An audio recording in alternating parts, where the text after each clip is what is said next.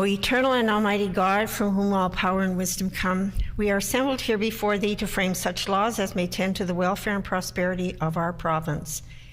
Grant, O merciful God, we pray thee, that we may desire only that which is in accordance with thy will, that we may seek it with wisdom and know it with certainty and accomplish it perfectly, for the glory and honor of thy name and for the welfare of all our people.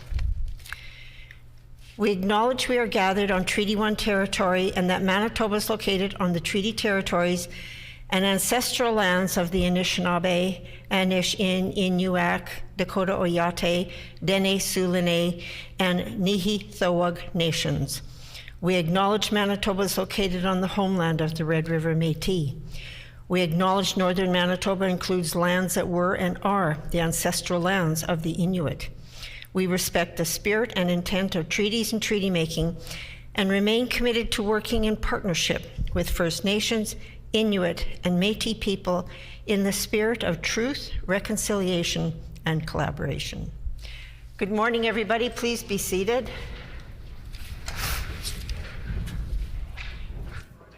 Routine proceedings, introduction of bills. The Honorable Minister of Labour and Immigration. Thank you, Madam Speaker. Seconded by the Minister of Natural Resources.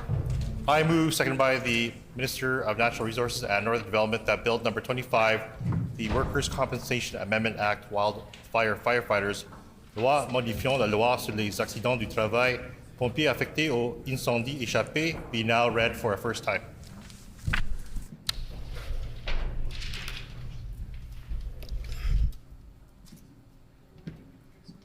It has been moved by the Honourable Minister of Labour and Immigration, seconded by the Honourable Minister of Natural Resources and Northern Development, that Bill number 25, the Workers' Compensation Amendment Act, Wildfire Fighters, be now read a first time. The Honourable Minister for Labour and Immigration. Madam Speaker, I'm pleased to introduce Bill 25, the Workers' Compensation Amendment Act, Wildfire Firefighters, which will include wildfire firefighters within the presumptive cancer and heart injury provisions other Manitoba firefighters are currently eligible for under the Workers' Compensation Act. Thank you, Madam Speaker.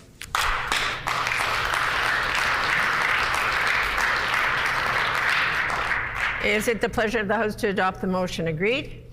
Agreed and so ordered. The Honourable Minister of Finance. Thank you, Madam Speaker. I move, seconded by the Minister of Labour and Immigration, that Bill number 14, the Budget Implementation and Tax Statutes Amendment Act 2023, be now read a first time.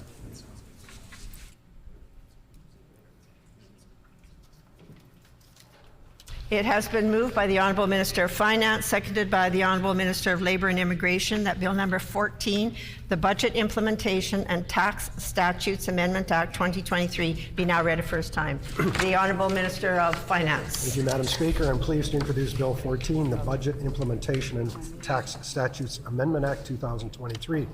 This bill implements historic tax relief for Manitobans, along with other administrative changes. These measures provide the largest tax cut in our province's history and continues to make Manitoba more affordable and competitive. I urge all members of the Legislative Assembly to support this bill in order to secure these tax savings for Manitobans. Without the passage of this bill, tax changes proposed in Budget 2023 will not come to bear for Manitobans. If the budget passes by June 1st, Manitobans will see an immediate addition of approximately $50 per month to their paychecks starting in July. Once again, Madam Speaker, I look forward to this bill receiving unanimous consent in this House so Manitoba families can keep more of their hard-earned money starting July. Hear, hear.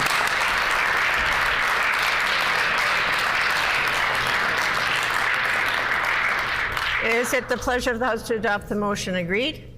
Agreed and so ordered. Further introduction of bills? The Honourable Member for Notre Dame. Thank you, Madam Speaker. I move, seconded by the Member for St. James, that Bill number 228, the Pay Transparency Act, Loi sur la transparence salariale, be now read for a first time.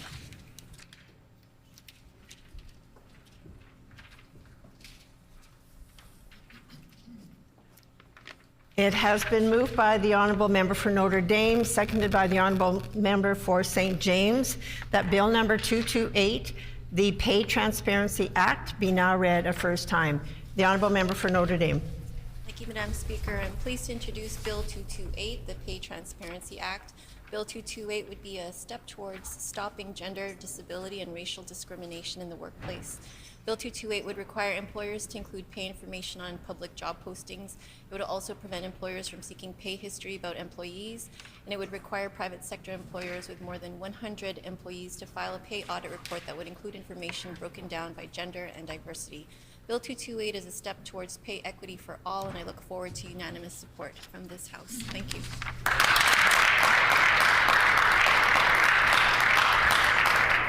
Is it the pleasure of the House to adopt the motion? Agreed? Agreed, and so ordered.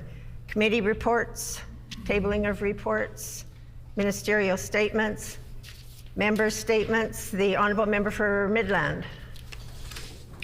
The Backdoor Youth Centre in Carman was started in 1990 as a drop-in centre for area youth. Since its humble beginnings, the Backdoor has now evolved to providing 6 scheduled programs for about 45 students. They also serve a weekly lunch for 60-plus students. In total, the Backdoor provides a drop-in centre for over 200 youth from Carman and the surrounding communities. The Pillar of Hope Capital Project is a $1.8 million expansion and renovation project currently under construction, consisting of a 4,096 square foot addition and a full renovation to the adjoining existing building. The new building will include a 40 by 60 gymnasium with a 20-foot ceiling. The entire building will be wheelchair accessible, including the washrooms. The new commercial kitchen will not only enhance food preparation, but plans are in place for programming to teach students to cook healthy meals. Staff will also have offices for program preparation. To date, the Backdoor has raised $1.43 million in grants and donations, including a $25,000 grant from the province of Manitoba. The centre continues to actively fundraise to fully pay for this impressive facility. The Backdoor Youth Centre provides a safe, enjoyable place for young people to gather. The centre continues to receive widespread community support. We wish the Backdoor Youth Centre in Carman continued success and thank them for the great work they do for the young people of our area.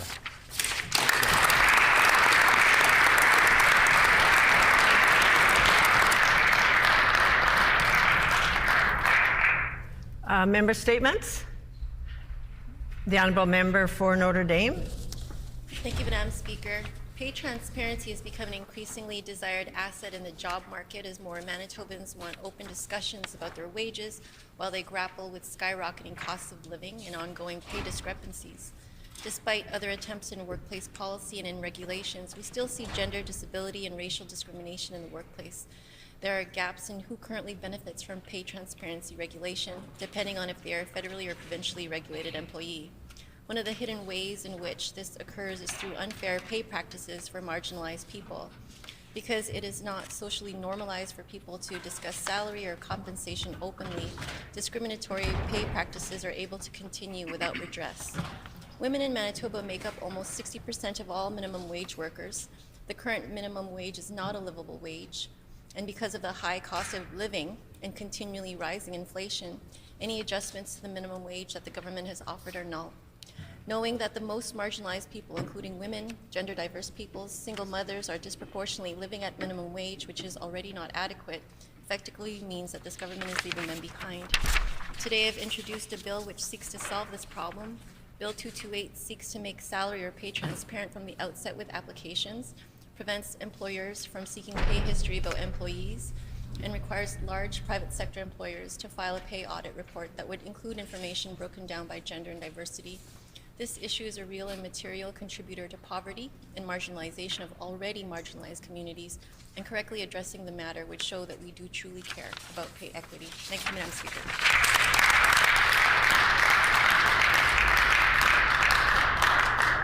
The Honourable Minister of Consumer Protection and Government Services. Madam Speaker, 95 years is a long time. 95 years ago, it was 1928, and the town of Transcona was young but bustling. They had electricity, but not much of it. Indoor plumbing was uncommon, The now ancient CN 2747 steam locomotive engine resting in a park along Plessis Avenue had just rolled off the production line in Transcona 2 years earlier. The longest-serving premier in Manitoba history, John Bracken, was about one-third of the way through his 19-year term in office. One thing that wasn't so different 95 years ago than today was the flood of Ukrainian immigrants flowing into Transcona. River East Transcona is experiencing a higher per capita influx of Ukrainian immigrants fleeing Russia's unjust war than any other school division in Canada. I wouldn't be surprised if the same stat was true 95 years ago. Yes, 95 years is a long time. Some things change, and some things stay the same. One of the things that stayed the same is the Transcona Legion and their then newly established Ladies Auxiliary. Yes, just over 95 years ago, on January 28, 1928, the Ladies Auxiliary of the Royal Canadian Legion, branch number 7 in Transcona, was born.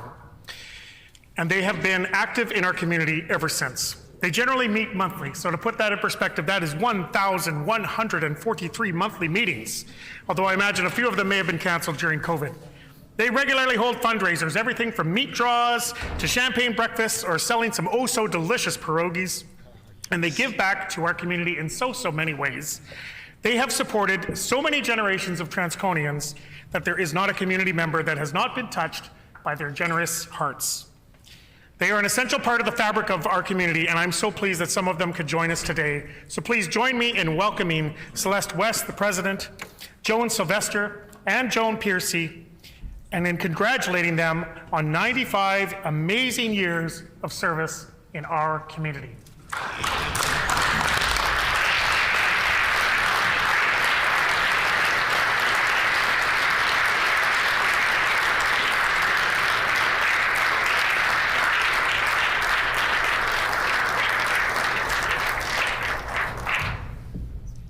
The honourable member for St. Vital.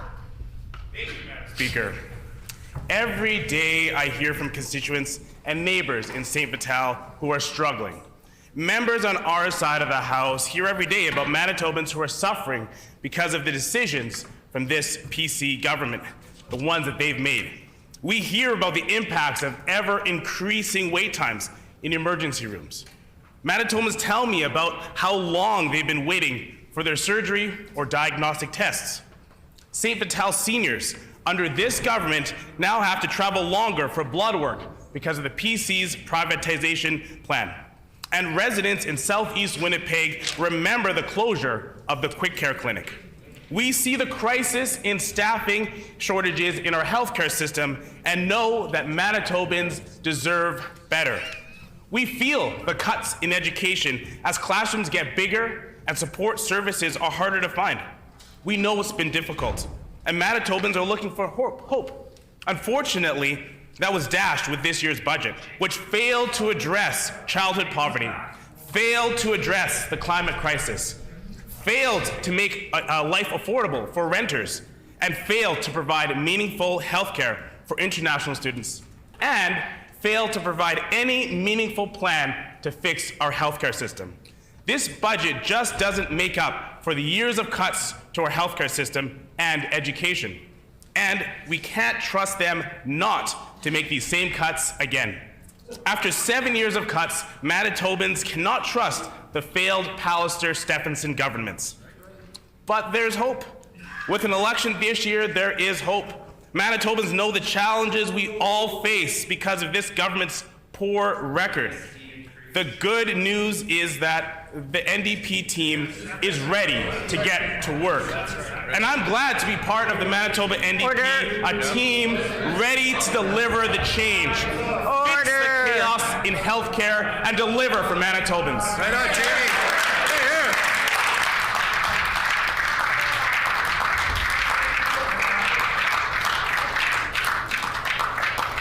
The Honourable Minister of Natural Resources and Northern Development. The Honourable Minister of Natural Resources and Northern Development. A port in the storm, a compass in the lives of adolescents and youth. Birtle Collegiate has opened its doors to a student-centered wellness room, the first of its kind for their students in grades 5 to 12. Our new wellness room at BCI is simply a quiet, calming space for students to work, study, read, breathe, and take a mindful break when needed, said BCI Councillor Josie Samard and teacher Tanis Cheesley. Although the school had been proactive regarding the mental health and well-being of students long before COVID-19, the Wellness Room became a collaborative development that grew from the drawn-out effects that the pandemic brought. The two teachers saw a struggling student body that needed help coping. Of course, every plan requires financing, which resulted in an application to the Teachers' Idea Fund through the Department of Education. The grant money was to be used for many things, including art sessions and supplies, training, increased guidance time, and presentations. COVID-19 restrictions made all the plans originally outlined in the grant not possible, prompting a change in direction. The grant committee agreed to allow the school to use a portion of the funds to create a space for students that can be used long-term, which not only promotes mental wellness, but provides a space to practice taking care of themselves in a positive way. The newly established Wellness Room at BCI adds even further to the work the school has done in prioritizing mental health by providing a safe space. The room is decorated with positive quotes and visual reminders of how to practice deep breathing and use different mental health tools. Congratulations to the Bertle Collegiate for continuing the ongoing work of providing resources and education around mental health for both staff and students. Thank you, Madam Speaker.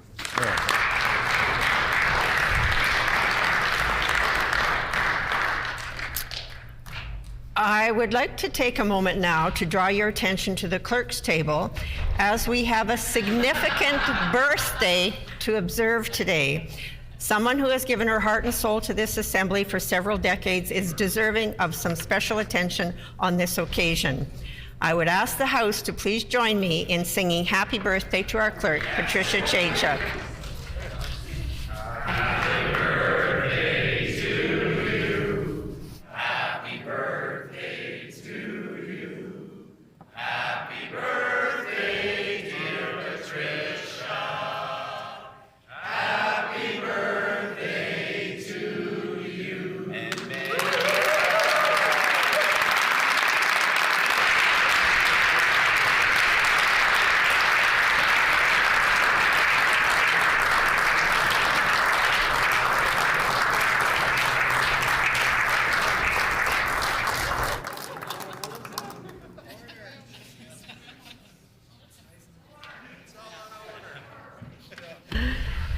And apparently there's treats, sugar treats, and cheese and crackers and maybe some other things in the clerk's office if anybody wants to drop by.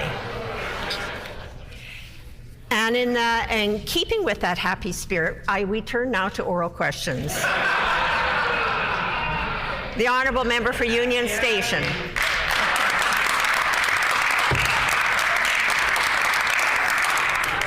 Madam Speaker, just like Brian Pallister, the Premier says one thing but does another when it comes to health care. In the Premier's last budget, her government promised a new stroke unit for Manitobans, and year after year, this has been promised by this government and not delivered on. We know the PC government's cuts have decimated the neurology program in Manitoba, with doctors leaving and patients waiting for tests and treatment. A new acute stroke unit is needed. Can the Premier tell the House why her government has failed to keep its promise to create a new stroke unit for Manitoba patients?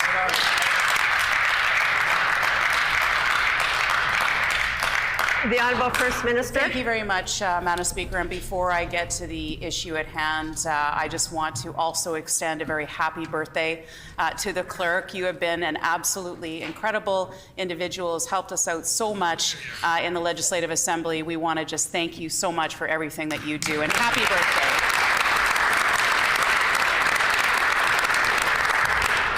Madam Speaker, we also recognized, certainly in this budget and prior to this, we've been making significant investments in healthcare in the province of Manitoba. In fact, 22% increase over our time in office to the health care budget alone, Madam Speaker. This last year, $668 million more dedicated to healthcare in this budget, a 9.2% increase. That's more investments, not less, Madam Speaker. We certainly recognize there's more to do. That's why we're committed to doing that for Manitobans.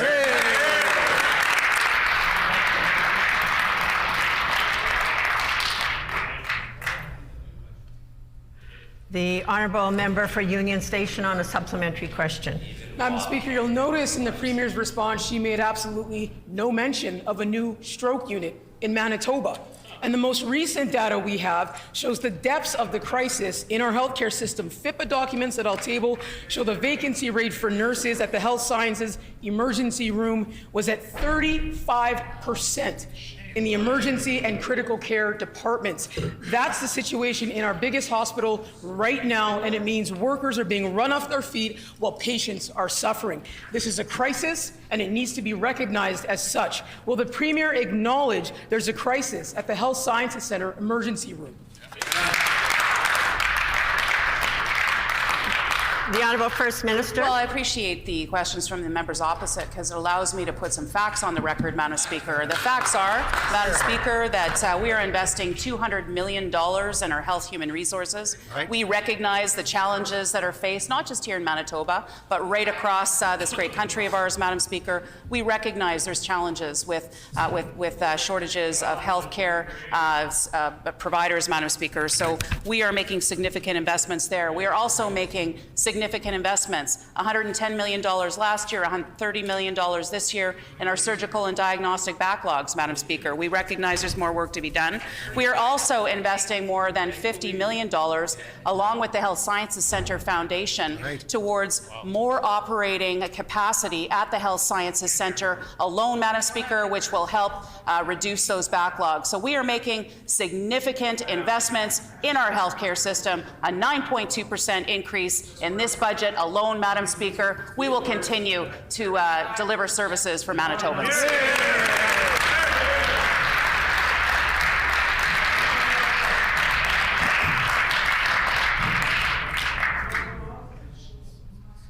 The Honourable Member for Union Station on a final supplementary. Madam Speaker, the biggest challenge our healthcare system faces is the fact that this government doesn't know how to run it. The reason we're in this healthcare crisis is because of the cuts ordered by Brian Pallister and implemented by the Premier as Health Minister. On this side of the House, we know those cuts hurt healthcare, but the Premier seems oblivious. According to her, and I quote, Madam Speaker, I will say though, the consolidation that did take place, you know, we got some pretty good results. What? End quote. Oh, these are the results, Madam Speaker. 1 in 3 vacant positions at HSC emergency and broken promises and empty announcements for seniors and patients who need stroke care in Manitoba. Does the Premier agree that Brian Pallister's cuts to health care hurt?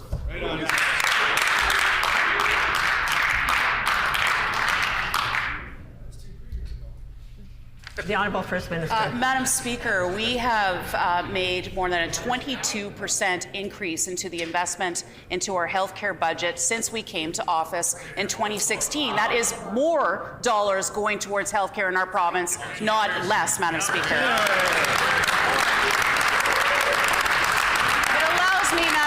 The opportunity to talk about all of the wonderful investments that we are making in our healthcare system, because we want to ensure that our healthcare system is there for those who need it. $130 million to reduce the diagnostic and surgical backlog, continuing to invest $200 million into the Health Human Resource Action Plan. Madam Speaker, a $120 million infusion into the pharmacare program. Now, I know members opposite want to laugh about that, Madam Speaker, but we don't think it's funny.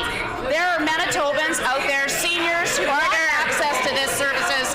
We are going to make sure that our seniors have access to the pharmacare that they need when they need it.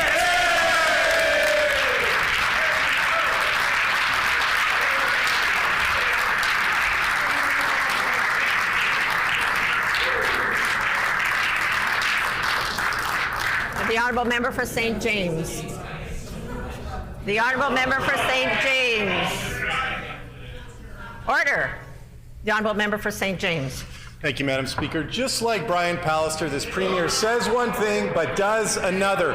Parents in child care centres were very disappointed to learn that we will not see $10 a day child care in Manitoba.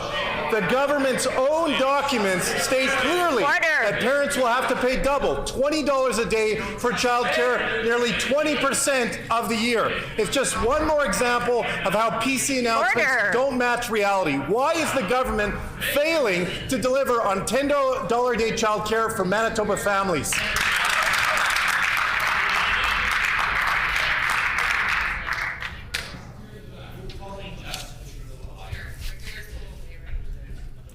I'm going to ask for everybody's cooperation, please. I'm having difficulty hearing. There is a noise level in here that if that carries through oral questions, I'm not going to be able to hear. And if you want me to be able to see if somebody is breaking any rules or to respond to any particular issues, I'm going to need to be able to hear. So I'm asking for everybody's cooperation, please. The Honourable Minister for Education and Childhood Learning. Thank you, Madam Speaker, and thank you for that guidance. It's unfortunate that once again the NDP are showing how absolutely disrespectful they are for not only the rules in the House, but also the rules outside this chamber, Madam Speaker. Madam Speaker, $10 a day for regular day childcare, Madam Speaker.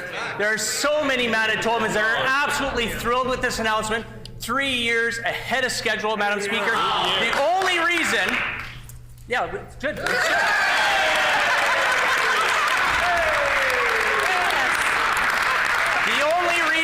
Speaker, that the member for St. James is so upset today is because they didn't do it. They couldn't do it. They had no plans. They couldn't partner with the sector. We're following through. We're getting it done for the affordability of all Manitobans.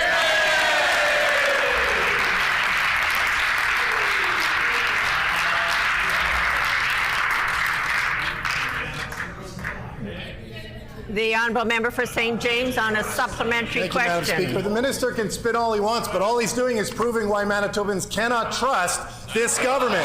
The government's own documents state clearly that we do not have $10 a day childcare in Manitoba. I'll table the documents so the minister can review them. It's just another failure for the PC government. Manitoba parents were told one thing, but when the bill comes due, they realize it's just another broken promise from this PC government. There's a real opportunity, Madam Speaker, to actually invest in making childcare more affordable by making all childcare $10 a day. Will the Premier do so today?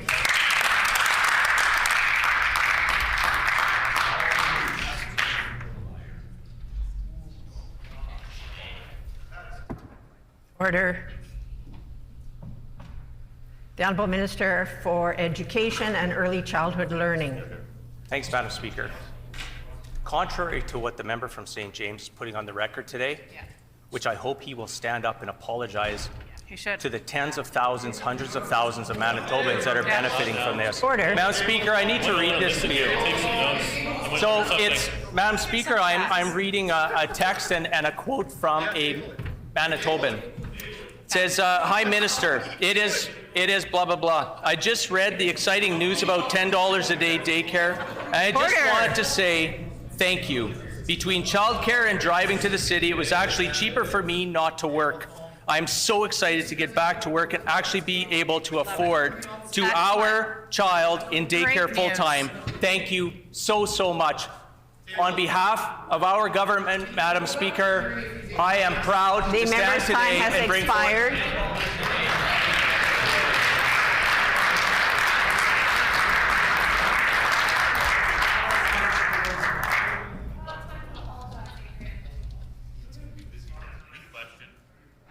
Order. Order. I'm going to call members to order. The Honourable Member for St. James on a final supplementary. Thank you, Madam Speaker. We know the PCs froze childcare funding for 7 years. Manitobans know that. This Premier was the minister responsible for that freeze under Brian Pallister, and the Premier even raised fees on nursery school children. It's a terrible record, and it's being made worse by the fact that the government is misleading Manitobans about how much they'll have to pay for childcare. The government's own documents show that they aren't being honest, and we tabled those today. Will the Premier listen and actually implement $10 a day childcare for every day of the year today?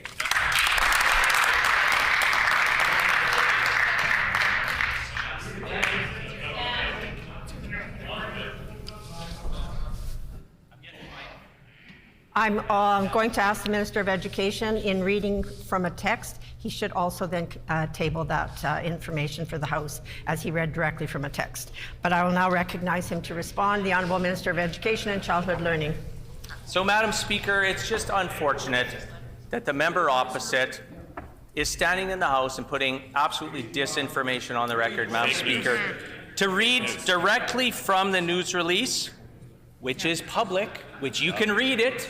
I know that literacy is difficult for over there, but Manitoba is going above and beyond our commitment by maxing out all parent fees to a $10 a day for children 12 and under for regular hours of care. And we are achieving this historic goal 3 years in advance, Madam Speaker. We are building, we are increasing spaces, we are increasing affordability, we are increasing retention and recruitment, Madam Speaker. We've increased wages.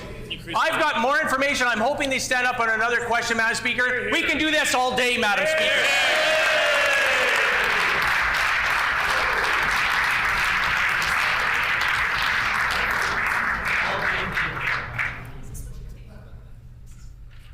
The Honourable Member for Point Douglas. Miigwech, Madam Speaker. Just like Brian Pallister, this Premier is cutting home care.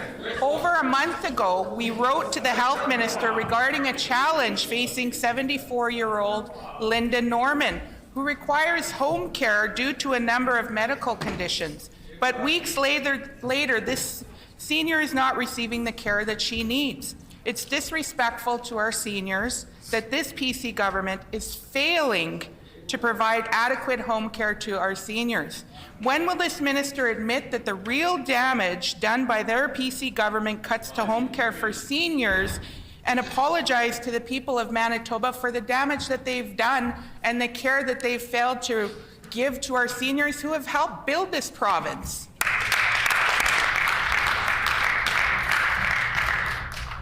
The Honourable Minister for Seniors and Long-Term Care.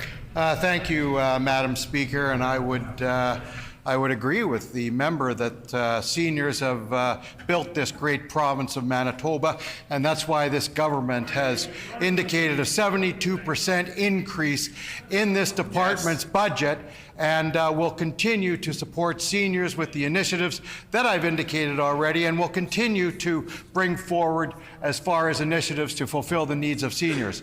In regards to the home care situation, yes, there is challenges in regards to staffing, and this government is addressing and finding solutions to that. That's why we brought forward the self and family care investment of $12.6 million and other initiatives that are coming forward, Madam Speaker. The Honourable Member for Point Douglas on a supplementary question. Miigwech, Madam Speaker. Our healthcare system is in a crisis because of Brian Pallister and this Premier. And we continue to hear story after story from seniors and their families on their struggles to access home care. Linda Norman has repeatedly expressed her concerns to the home care program. Her visits frequently are cancelled on short notice, sometimes resulting in stretches of several days with no care whatsoever. But this Premier ignored her request for help. When will this minister acknowledge that the PC's 20% vacancy rate in home care staff is leaving seniors abandoned, alone, and without the care that they need?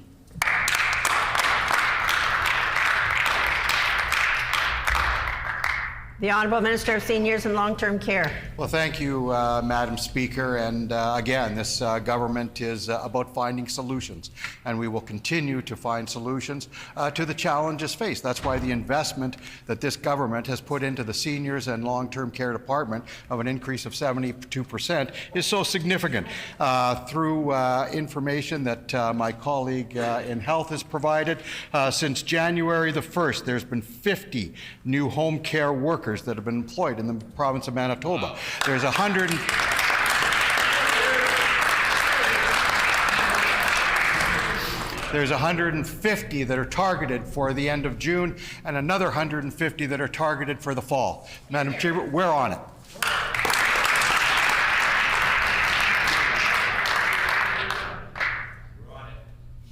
The Honourable Member for Point Douglas on a final supplementary. Miigwech, Madam Speaker. This minister is worse than the last one and is looking for excuses to cover up the problems that their cuts have caused. even after Linda finally was forced to make a complaint, things have not improved. She is still not getting the care that she needs. That's a terrible way to treat our seniors here in this province. When will this minister ensure that home care staff have the support and resources required to adequately provide care for our seniors here in our province? The Honourable Minister for Seniors and Long-Term Care. Well, thank you, Madam Speaker. And again, I concur with the member that seniors need support from home care, and that's exactly what this government is focusing on delivering. Again, 12.6 million investment into self and family care, as well as delivering in the near future a further modernization of home care for the province of for the seniors in the province of Manitoba. We're continuing to fulfill our obligations, Madam Speaker.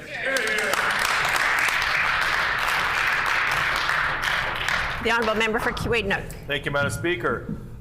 Road safety is something that all Manitobans care about. We know that slower speed limits can reduce collisions with pedestrians and save lives. Currently, Highway 59 runs directly through Broken Arrow Ojibwe Nation, yet the speed limit is 80 kilometers per hour. The community has been advocating for the province to take action to reduce the speed limit on Highway 59 through the community to 59 kilometers an hour to 50 kilometers an hour to increase safety. Will the minister listen to their concerns and decrease the speed limit through the community today? The Honourable Minister of Transportation and Infrastructure. Thank you, Madam Speaker. I just want to say to the member from Kiiwetinoong that we have actually met with the First Nation community. We know the importance when it comes to road safety, especially in communities and cities and towns, and especially First Nation communities. We are talking with the First Nation community. Chief Blue Sky, we've actually had a meeting with him. My staff has had meetings with them and discussing this matter. The thing is, we have to make sure it's a corridor, that major corridor that goes through that community. We want to make sure that we have the right solution.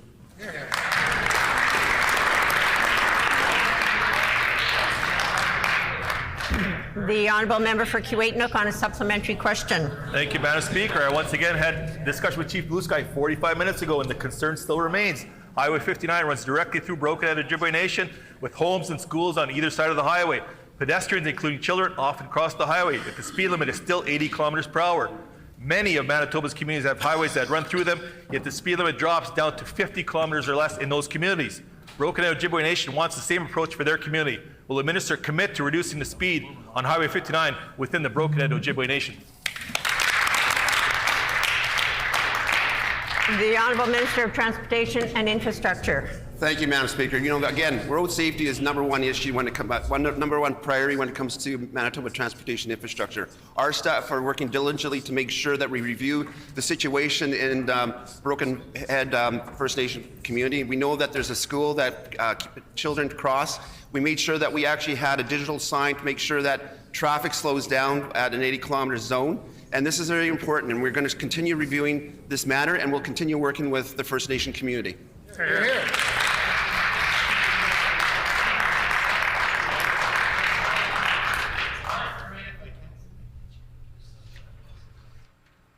The Honourable Member for Kiiwetinoong on a final Madam supplementary. Speaker. Putting up another sign that again says 80 when it's already 80 does not help. Every year, dozens of Manitobans die on our roads, including many pedestrians. We know that the slower the speed of the vehicle, the greater the chance of survival for those involved in that crash. That's exactly why Broken Arrow Ojibwe Nation wants to see a reduction to Highway 59 speed limit within their community. Will the minister commit to improving road safety and reduce Highway 59 speed limit to 50 kilometers an hour or less through the Broken Arrow Ojibwe Nation? The Honourable Minister of Transportation and Infrastructure. Madam Speaker, I just want to say too that when it came to meeting with Chief Blue Sky and his council, I also met with the Minister of Economic Development, also met at the same time, and he actually represents that riding, and he knows the importance of the care when it comes to making sure that the safety, but we're looking at because we're reviewing with the First Nation community, we're looking at a long-term solution there, Madam Speaker. We're investing in our highways. We invested over $1.5 billion in the last 3 years. We actually came up with a budget over a 5-year budget now. For the first time in Manitoba history, we came up with a 5-year budget, and we're going to be investing in our highways. And this community is a long-term solution, Madam Speaker. Hear, hear.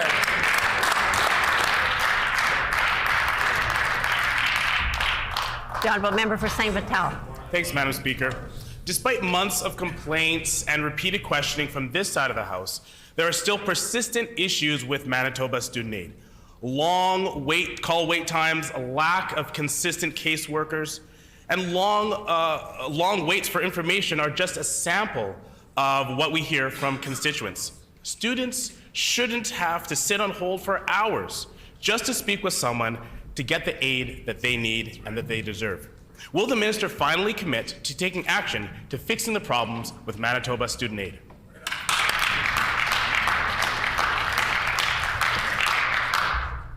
The Honourable Minister of Advanced Education and Training. Thank you, Madam Speaker. I appreciate the question coming from the member opposite. There has been a transition period of time over the last number of months as we amalgamate with the federal student aid program to make it a seamless transition for students getting access to student aid both from the federal and provincial governments. There have been some glitches and hiccups that our department has been addressing for students. In addition to that, in this year's budget, we are increasing the amount of our student aid to help more students achieve their post-secondary education. The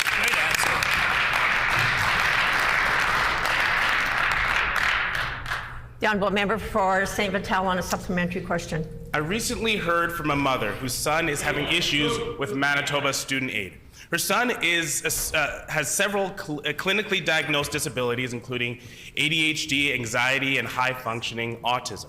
Yet after submitting the necessary paperwork to have this disability status acknowledged, Manitoba Student Aid rejected it as they do not accept psychological assessments older than 7 years. The cost to be reassessed was quoted at $3,500, which Manitoba Student Aid does not cover. Can the minister explain why Manitoba Student Aid is forcing applicants to pay for expensive psychological assessments?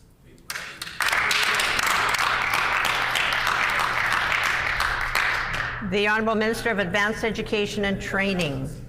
Thank you, Madam Speaker. And our student aid program is set up specifically to help students with their costs of living as they're seeking their post-secondary education.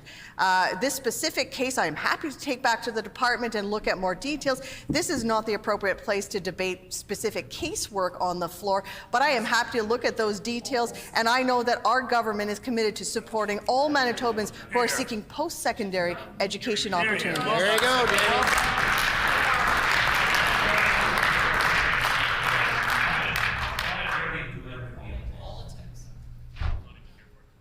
The Honourable Member for St. Vital on a final supplementary. Thank you, Madam Speaker.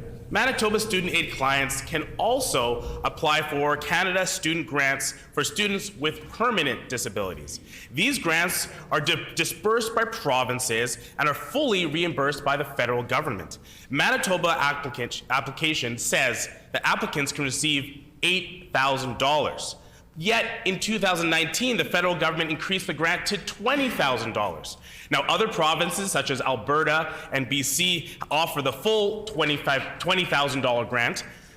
Can the minister explain why in Manitoba it's only offering $8,000 and not the full grant amount?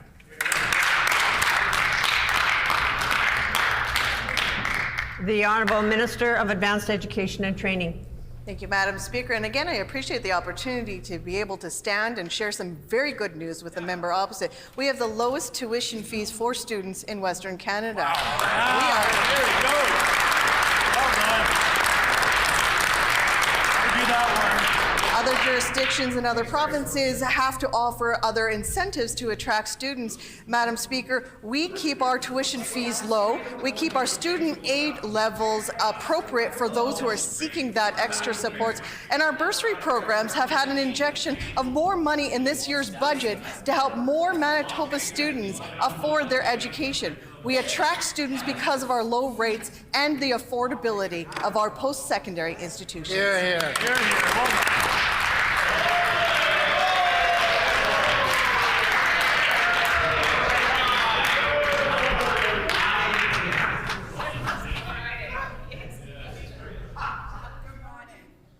The Honourable Member for Elmwood. Thank you, Madam Speaker. My question is to the Premier. Madam Speaker, residents in Northeast Winnipeg repeatedly tell me of their top concern is community safety.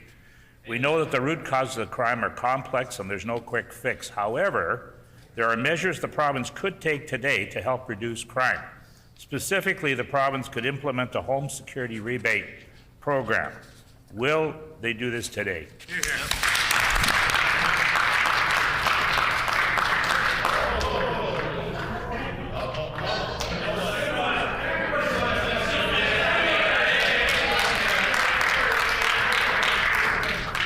The Honourable So much great news. Order. The Honourable Minister of Families. Thank you very much, Madam Speaker, and I appreciate the member's question about public safety, and we understand that addressing some of the root causes is paramount, and that is why our government recently invested over $58 million in this year's budget on a homelessness strategy to ensure that everybody has a place to call home. That is why we're creating new opportunities. That is why we're partnering with mental health and community wellness to ensure that people coming into housing have those wraparound supports so that they can receive the services and the supports that they need. And I appreciate that the members opposite don't want to listen. They never address the problem of dealing with complex issues and homelessness when they were in office. They never did anything to address this. Our government is taking action so that we can get better results for all.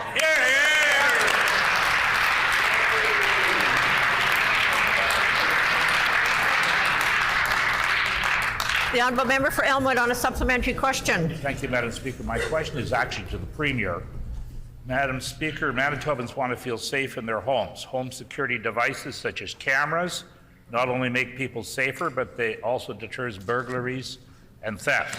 Yet these devices can be costly. Other jurisdictions have taken a proactive approach and provided rebates for home security devices. We should be doing the same here in Manitoba.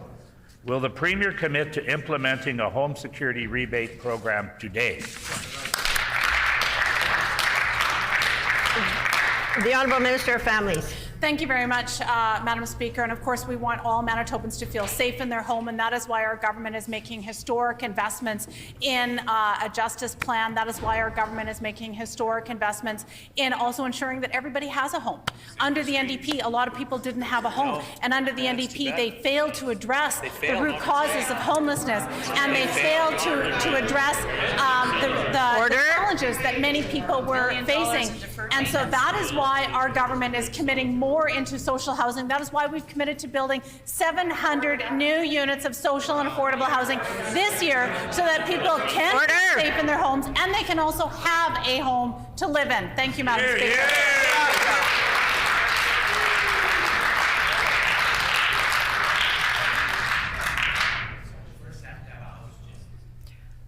The Honourable Member for Elmwood on a final supplementary. Thank you, Madam Speaker. And my final question is to the Premier, and I was hoping to get an answer to this question today. We know that Manitobans are concerned about safety in their communities. They want actions to address the root causes of crime over the long term. But they also want short-term actions such as implementing a home security rebate program. This program would help Manitoba invest in home security devices like cameras that would reduce crime by deterring burglaries and theft. Will the PCs commit to implementing a home security rebate program today?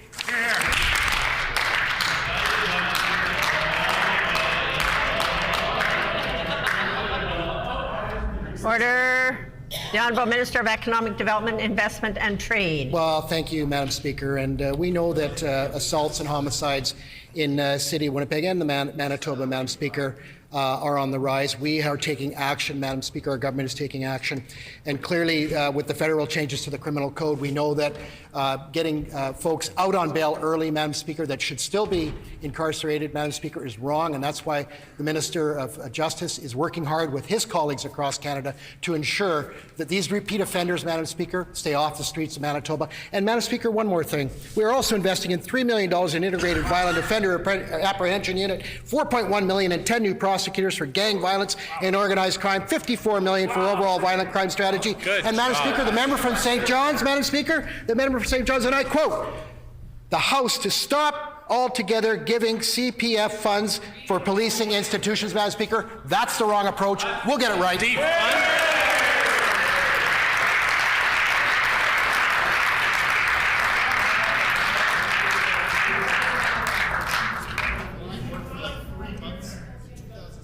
The honourable member for St. Boniface. Thank you, Madam Speaker. On November 24th, 2022, Doctors Manitoba released a report stating that physician shortages in Manitoba had hit an all-time high. This is what Dr. Candace Bradshaw said then. Without a big change, the physician shortage is projected to get even worse in the short term, with 43% physicians planning on retiring, leaving Manitoba, or reducing their clinical hours, with 3/4 of them leaving because they're fed up with the way the system is run. Keeping the people we have here should be our top priority, but there's no new money to do that in the budget. Yesterday, Dr. Bradshaw criticized the government, saying physician and recruitment and retention funding was cut by $1.6 million in 2017, and it has never recovered. Can the Premier explain this historic oversight as to why we're not keeping doctors here in Manitoba? The Honourable Minister of Health.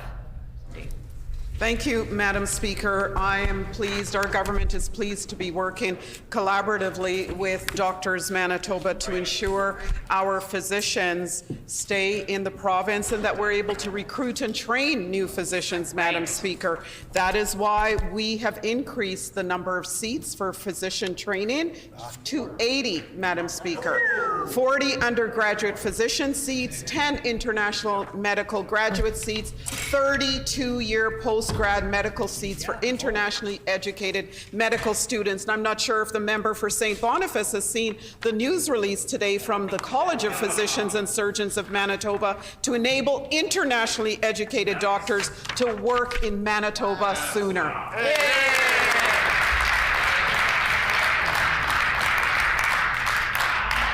The honourable member for St. Boniface on a supplementary Thank you, question. Madam Speaker. I have read the news release because there's nothing to actually keep those doctors here. We have one of the worst physician shortages in Canada. This is what Dr. Bradshaw said yesterday. Quote, "We had 20 recommendations in our Rural Health Summit last September. Only 4 of those have been acted on. The fact that recommendations were made 4 months ago and promises were made 4 months ago in November, and I still sit here with holes in a checklist that should be checked by now, is not acceptable," Dr. Bradshaw said, as I table. We're down 400 doctors. Why does this budget spend more on out-of-province doctors than we are on attracting and keeping the ones we have? The Honourable Minister of Health. Thank you, Madam Speaker. These are the facts.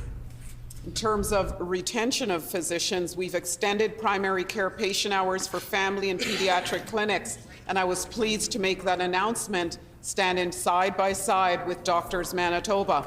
$450,000 for physician mental health supports through the peer support program, $5 million for new emergency care vectors to virtually support patient transfers, and we continue to partner with Doctors Manitoba to reduce physician administrative burden by establishing a joint task force, and I will have more to say on that next week. But Madam Speaker, we are working with Doctors Manitoba to get the job done. Hear, hear.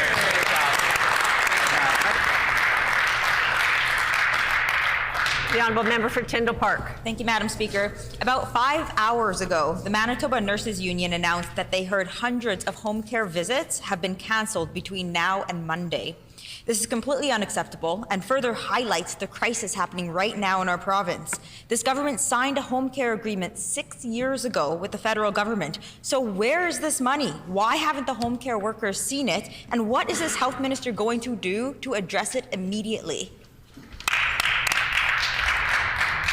The Honourable Minister of Seniors and Long-Term Care. Thank you, Madam Speaker. And as I've indicated a number of times in the House, our government is fully aware of the demands and the needs of home care. And we continue to fulfill our obligations to ensure that we are finding solutions. And we will continue to do that, Madam Speaker.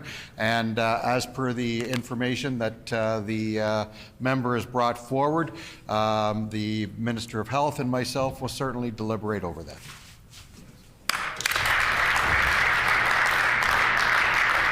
The honourable member for Portage-la Prairie. Thank you, Madam Speaker. Manitoba's arts, culture, and sports sectors make essential contributions to individual, community health, and well-being, and contribute to jobs and to Manitoba's economy. Celebrations, festivals, fall suppers, and similar community-based events offer a unique opportunity for Manitobans to come together to celebrate their culture, heritage, and community. I understand the Minister of Sports, Culture and Heritage recently announced the first recipients of this fund to support these events. Can the Minister speak more on this milestone?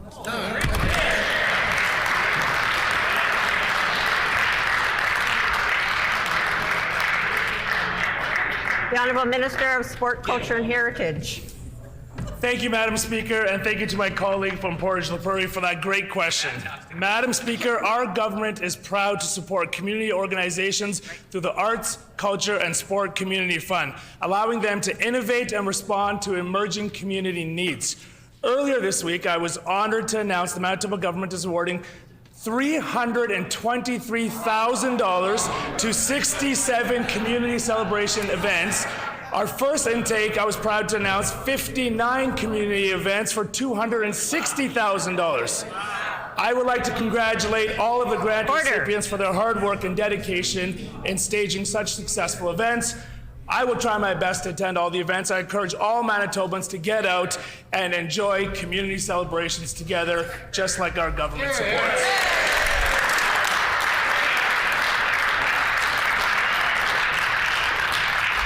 The Honourable Member for Burrows. Order. The Honourable Member for Burrows. Madam Speaker, parents, educators, and Burroughs residents are concerned about this BC government's continuous cuts to education in our province. Schools across the province have been grappling with budgetary restraints for years under the PC government, which have forced them to cut staff and trim programs. Once again, Seven Oaks School Division is faced with another significant provincial funding shortfall this year, and as many as 50 staff positions may be cut. Students in our province deserve the supports they need to succeed in the classroom. Will the minister finally put an end to their cuts and fully fund education today? The Honourable Minister of Education. Madam Speaker, I'm not quite sure if I have enough time left on the clock, but I'm going to try my best to try to get all the information I have to share in regards to the member's question. It's very interesting that the member from Burroughs stood up to ask an education question, because obviously his leader doesn't have the faith in the current education critic, Madam Speaker. Madam Speaker, Seven Oaks School Division funding has increased $3.3 million this year. That's a 3.8% increase. That's within the $100 million increase that we've provided to the K-12 system this year, Madam Speaker. That's a 6.1% increase for all of you students.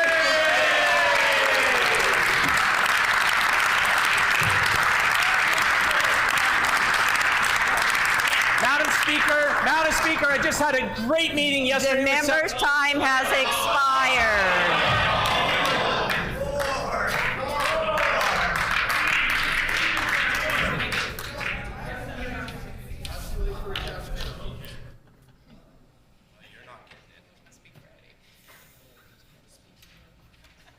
The Honourable Member for Burroughs on a supplementary question. Madam Speaker, Manitobans do not trust this minister or the members opposite. I attended a public budget meeting on February 27th, and Seven Oaks School Division showed funding is not keeping pace with enrollment and inflation. Families in Burroughs are frustrated with this government's cuts to education. They know that cuts mean less one-on-one time for their children, less programming, and staff burnout. Students are finally recovering from having their schooling disrupted due to the pandemic. Now more than ever, our students need more support to catch up. This is not the time to take resources and programs away from kids. Member's time Will has the minister expired. commit?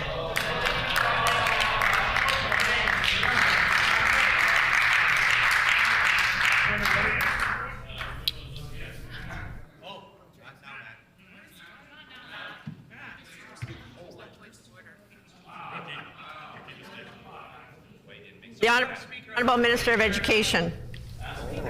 Sure if I missed the news release on their critic shuffles, but I would like to congratulate and welcome all the students in the gallery joining us today. So it gives me, Madam Speaker, an opportunity to put some truth on the record. The member, who's the new critic for education, I guess, put some false information on the record. Since 2016-17, Madam Speaker, we have increased Seven Oaks School Division by 26.5% increase in their funding. According to the Canada Inflation Calculator, inflation since 2016 is 21%, Madam Speaker. We're funding education above inflation, Madam Speaker. We will continue to work hard on behalf of all these great students in the gallery, Madam Speaker, and they can't member's trust time has expired.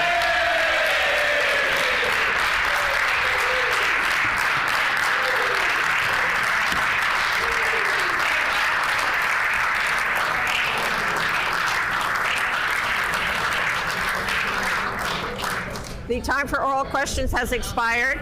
The honourable member. Thank you. The honourable member for Concordia on a point of order. Thank you very much, Madam Speaker. I do wish to rise on a point of order, and one that I do believe will be fairly straightforward for yourself to rule on. This is very clear in the rules. The sessional order that is governing our House clearly states that, quote, members participating in a sitting of the House or a committee proceeding may use electronic devices in silent mode during oral questions. Such devices should be kept below the desk or table and out of the camera's view, end quote. Clearly, during question period, the Minister of Education held up his phone and read a quote. Now, I did hear that your... Order. We need to hear the point of order. The honourable member for Concordia. I'm surprised the members don't respect the rules in the House, but certainly I think it's important that we have a clear ruling on this. And why I do think it's important, Madam Speaker, is that while I understand that you have indicated to the member that he should table that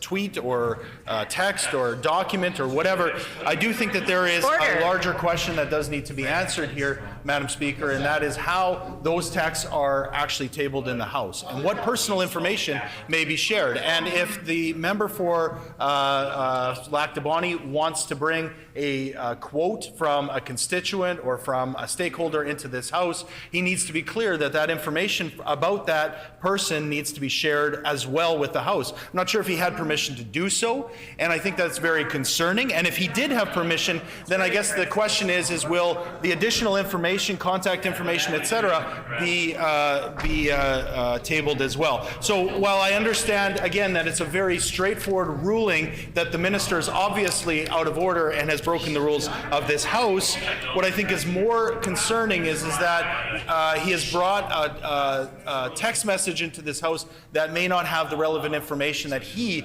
has been given permission to share. So again, I think it's an easy ruling on one side, but I do think there's more that needs to be looked into, and I hope that the Speaker will take this this request for a point of order seriously. Thank you. Thank you. Good job, Matt. Well done.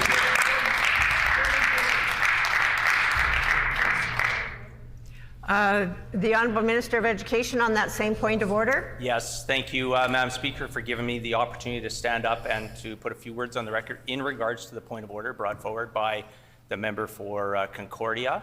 And as you know, and as all members in this House know, that over my I guess 11 and a half years being in this wonderful building and having the privilege and the honor of serving the constituents of the Lac du Bonnet constituency, I more than follow the rules, Madam Speaker. On today's occasion, I did want to share, because the line of questioning was absolutely total misinformation being put on the record by the member for St. James, and so I felt that it was an opportunity to share some words that I have received from a constituent, Madam Speaker. I have no problems tabling the document, and I will endeavor to do that once the House rises today, because in fact, Madam Speaker, that line of questioning that was happening on the fact of $10 a day daycare is changing lives here in Manitoba, and we just want to make sure that we're sharing those good news stories, because I know for a fact that there's thousands of Manitobans that are benefiting from that $10 a day, regular day daycare. Order. The member's getting into debate now and not speaking to the point of order. Okay. He may have made his point already. Order. Order.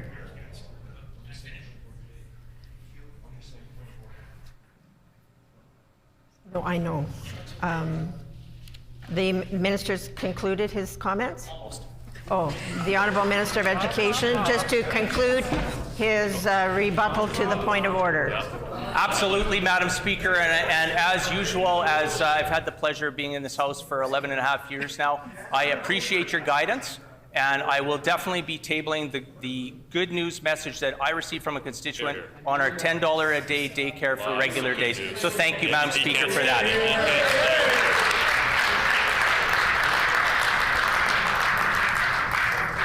The Honourable Member for River Heights on that same point of order. Madam Speaker, I want to say a few words on this point of order. I think it is important that there be clarification on the use of electronic materials, iPhones, smartphones, etc. You know, there was, during this question period, when one of the members was asking a question, there was somebody sitting beside them and their phone was buzzing, and you could hear over the speaker, you could hear the buzzing. And so there are other things that need to be looked at in terms of making sure that the electronics are not interrupting. I'm pleased that the member will table that document, but you know, there is a potential other solution that a member who misuses the rules in this fashion could be asked to table their iPhone or phone for an hour.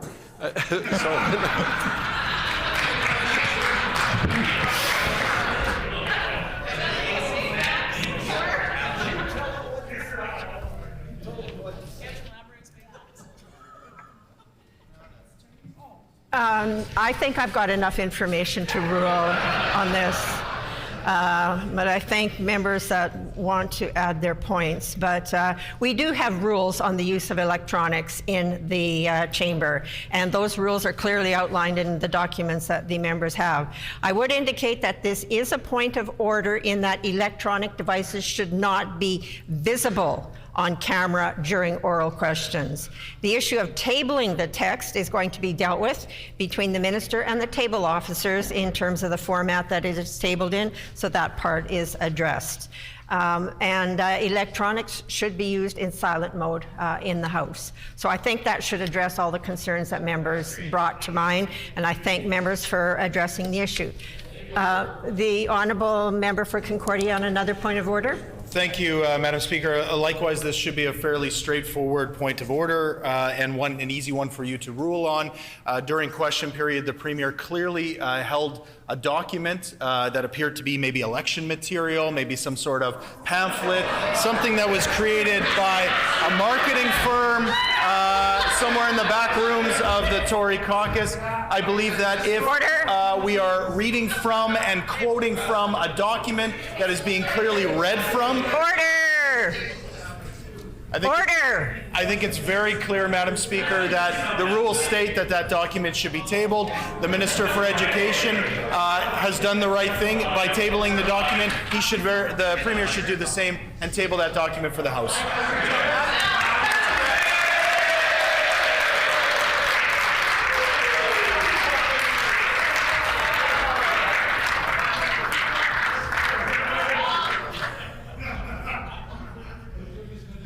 Well, the Honourable First Minister. Well, Madam Speaker, it must be Friday, because I'm not sure about this, Madam Speaker. But just to respond to the member from Concordia, I would be more than pleased to table our brochure on historic help for Manitobans.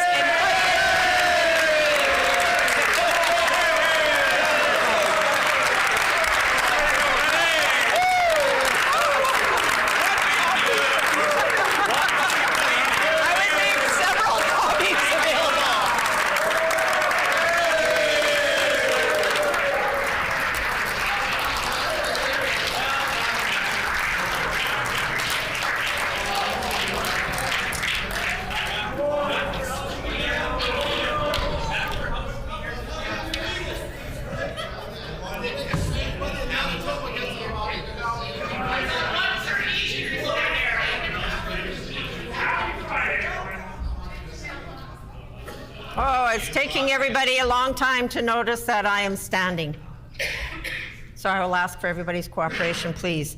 We have seated in the public gallery from Henry... Oh, to that point of order, I think that has been dealt with. That was a public document, I believe. But the First Minister has indeed tabled documents for the member for Concordia, so it is not a point of order. So then, moving to introductions. We have seated in the public gallery from Henry G. Itzat Middle School 60 grade 9 students under the direction of Lisa Hobbs, and this group is located in the constituency of the Honourable Member for Fort White. We welcome you to the Manitoba Legislature.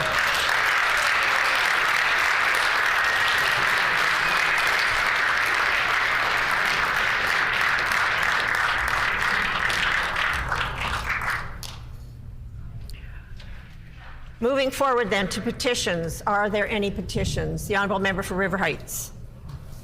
Madam Speaker, I wish to present the following petition to the Legislative Assembly. The background to this petition is as follows. Currently, adults with specific or non-specific disabilities or a combination of disabilities such as ADHD, autism, dyslexia, dysgraphia, dyscalculia, and auditory or language processing disorders, and or nonverbal learning disabilities will be denied access to services under the province of Manitoba's Community Living and Disability Services, CLDS, if their IQ is above 80. People with these or other borderline cognitive functional issues also have extremely low adaptive skills and are not able to live independently without supports. Recently, it has become widely recognized that access to CLDS should not be based solely on IQ, which is only a measure of a person's ability to answer questions verbally or in writing in relation to mathematics, science, or material which is read. Very often, persons with specific or non-specific disabilities or a combination of those disabilities have specific needs related to their executive function for support when they are adults or are transitioning to adulthood, which are not necessarily connected to their IQ. Executive function is the learned ability to do the normal activities of life, including being organized, being able to plan, and to carry out plans and adapt to changing conditions. Those who have major defects in executive function have a learning disability requiring assistance under CLDS to be able to make a contribution to society and to be self-sustaining.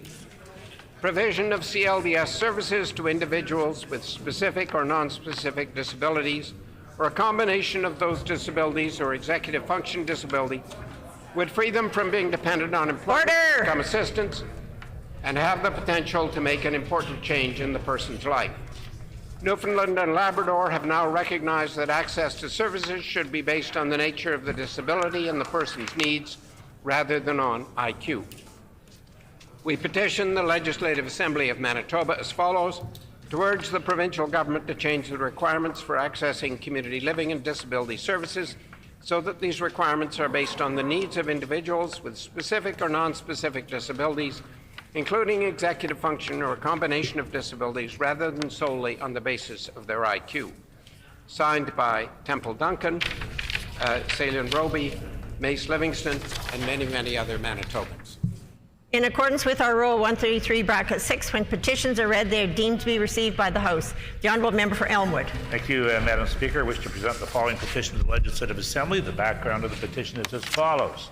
Number 1, cities across Canada and the United States, including Chicago, Washington, D.C., Salinas, California, and Orillia, Ontario, are offering home security rebate programs that enhance public safety and allow for more efficient use of their policing resources. Number 2, home security surveillance systems protect homes and businesses by potentially deterring burglaries, reducing homeowners and business insurance costs. Number 3, whole neighborhoods benefit when more homes and businesses have these security systems. Number 4, a 2022 Angus Reid Institute poll found that 70% of Winnipeggers surveyed believe crime had increased over the last 5 years, the highest percentage found among cities in Canada. Number 5, the same survey reported half of Winnipeggers polled do not feel safe walking alone at night, and almost 20% of them said they were victim of police-reported crime in the last 2 years. Number 6, Although the public understands what the criminologists and community advocates point to as the main drivers of crime, namely the larger issues of lack of food, addictions, and poverty, they support rebate programs like this as they help the most vulnerable in our community by removing financial barriers to personal protection. We petition the Legislative Assembly of Manitoba as follows: to urge the provincial government to work with municipalities to establish a province-wide tax rebate or other incentive program to encourage residents and businesses to purchase approved home and business security protection systems. This petition is signed by many Manitobans. Any further petitions? If not, orders of the day. The Honourable Minister of Agriculture. Can we resume debate on the budget, please, Madam Speaker? Resuming debate on the proposed motion of the Honourable Minister of Finance and the amendment and sub-amendment thereto, standing in the name of the Honourable Member for Burrows, who has 1 minute remaining. The Honourable Member for Burrows. Members wanted to support the Conservatives. Madam Speaker, I have 60 seconds and 60,000 reasons to say this, that this is the last budget from this PC government. It's on record. It's on record, it's in the Hansard that many times they have called our members as ministers. And it's on record that many times they have called us NDP government. It's on record, rather than saying official opposition. Their health minister has already started practicing how to ask questions in the chamber. Why is that, Madam Speaker? It's because they have accepted the fact that this is their last budget. I wish them good luck. I wish them good luck on their new critic portfolios later this year. Thank you, Madam Speaker.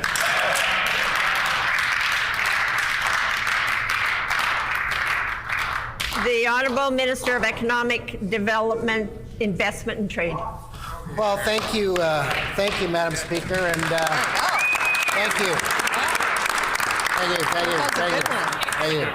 thank you. Thank you very much, Madam Speaker, and again, it gives me great pleasure to rise in the House today to talk about a historic budget for Manitobans, Madam Speaker. But before we get into the exciting news of the budget, I'd also like to take the opportunity to thank all the great constituents of Red River North, Madam Speaker. We continue to work hard every day for all Manitobans, in particular in my job on behalf of the constituents of Red River North. I look forward to getting up every single day and working hard for each and every one of them, Madam Speaker, to ensure that we bring them what they need in order to move forward.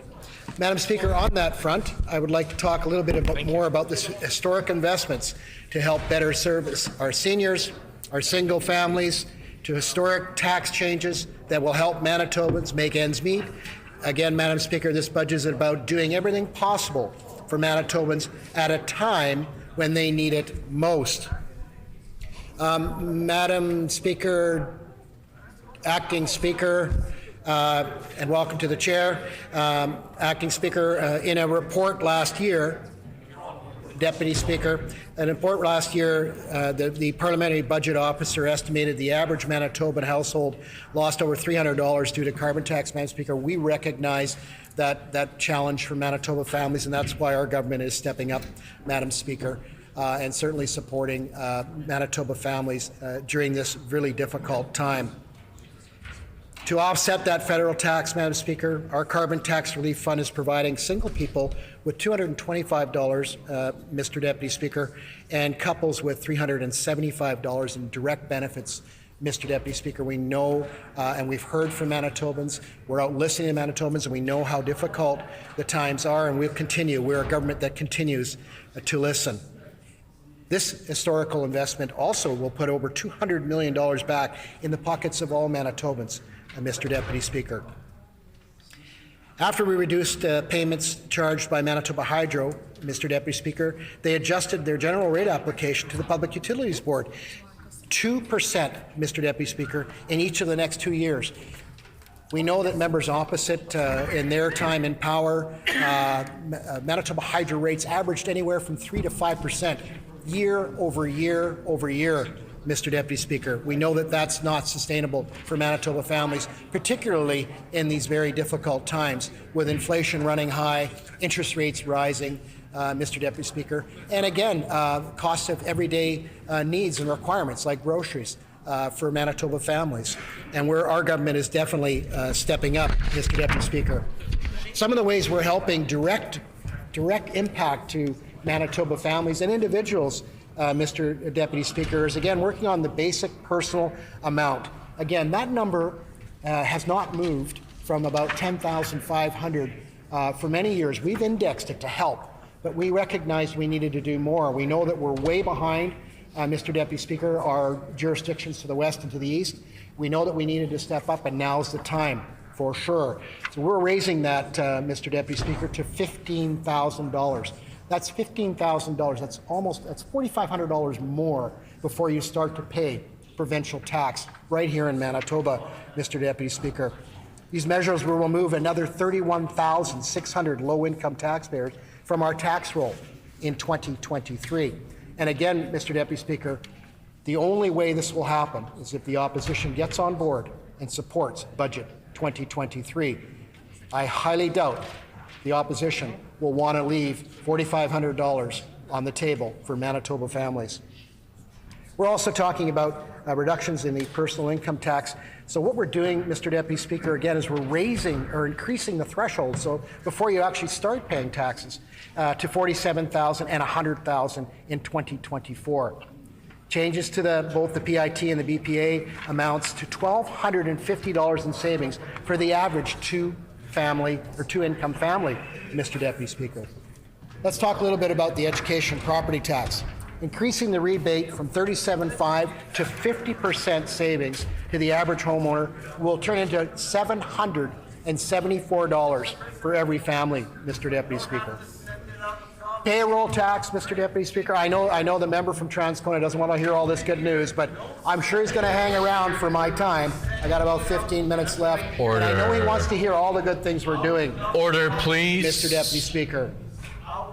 Order, Education please. property tax, again, is a huge component, Mr. Deputy Speaker. Not only are we giving tax money back to Manitobans' families when they need it most, we're actually increasing education, Mr. Deputy Speaker. We know that the Education Minister has been working hard with stakeholders to ensure that we're funding education at historic levels, and our government will continue to do that.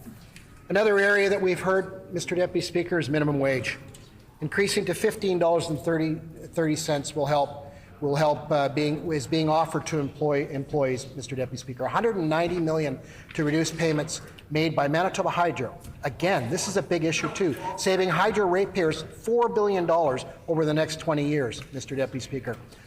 Minimum wage will also, we're doing a program, Mr. Deputy Speaker, that will allow businesses to help mitigate some of those challenges with the increase of minimum wage. We're offering up to $10,400 for the first 6 months, Mr. Deputy Speaker, to help businesses, small and medium businesses across Winnipeg and Manitoba.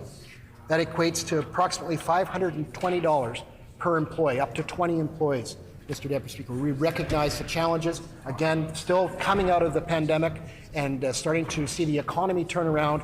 We don't want to slow that, Mr. Deputy Speaker. We want to continue that rapid growth. We talked a lot about safer streets as well, and we know that, as I mentioned earlier in question period, that violent crime is at a high, and we're acting on it, Mr. Deputy Speaker. We have heard from Manitobans, and again, violent crime strategy, we're investing $51.8 million over 2 years and $34.6 million this year alone, Mr. Deputy Speaker. Homeless strategy, another wonderful investment, $51.1 million to support families, Mr. Deputy Speaker. Downtown Community Safety Partnership, an investment of $3.6 million aimed at building a safer and more inviting downtown Winnipeg for everyone, Mr. Deputy Speaker. $1.5 million in child and youth mental health services, $100,000 to support ongoing operations with the Winnipeg Bear Clan Patrol Inc., a great organization. I've met with the organization on a number of occasions, and the great work that they continue to do, and our government will continue to support for many years to come.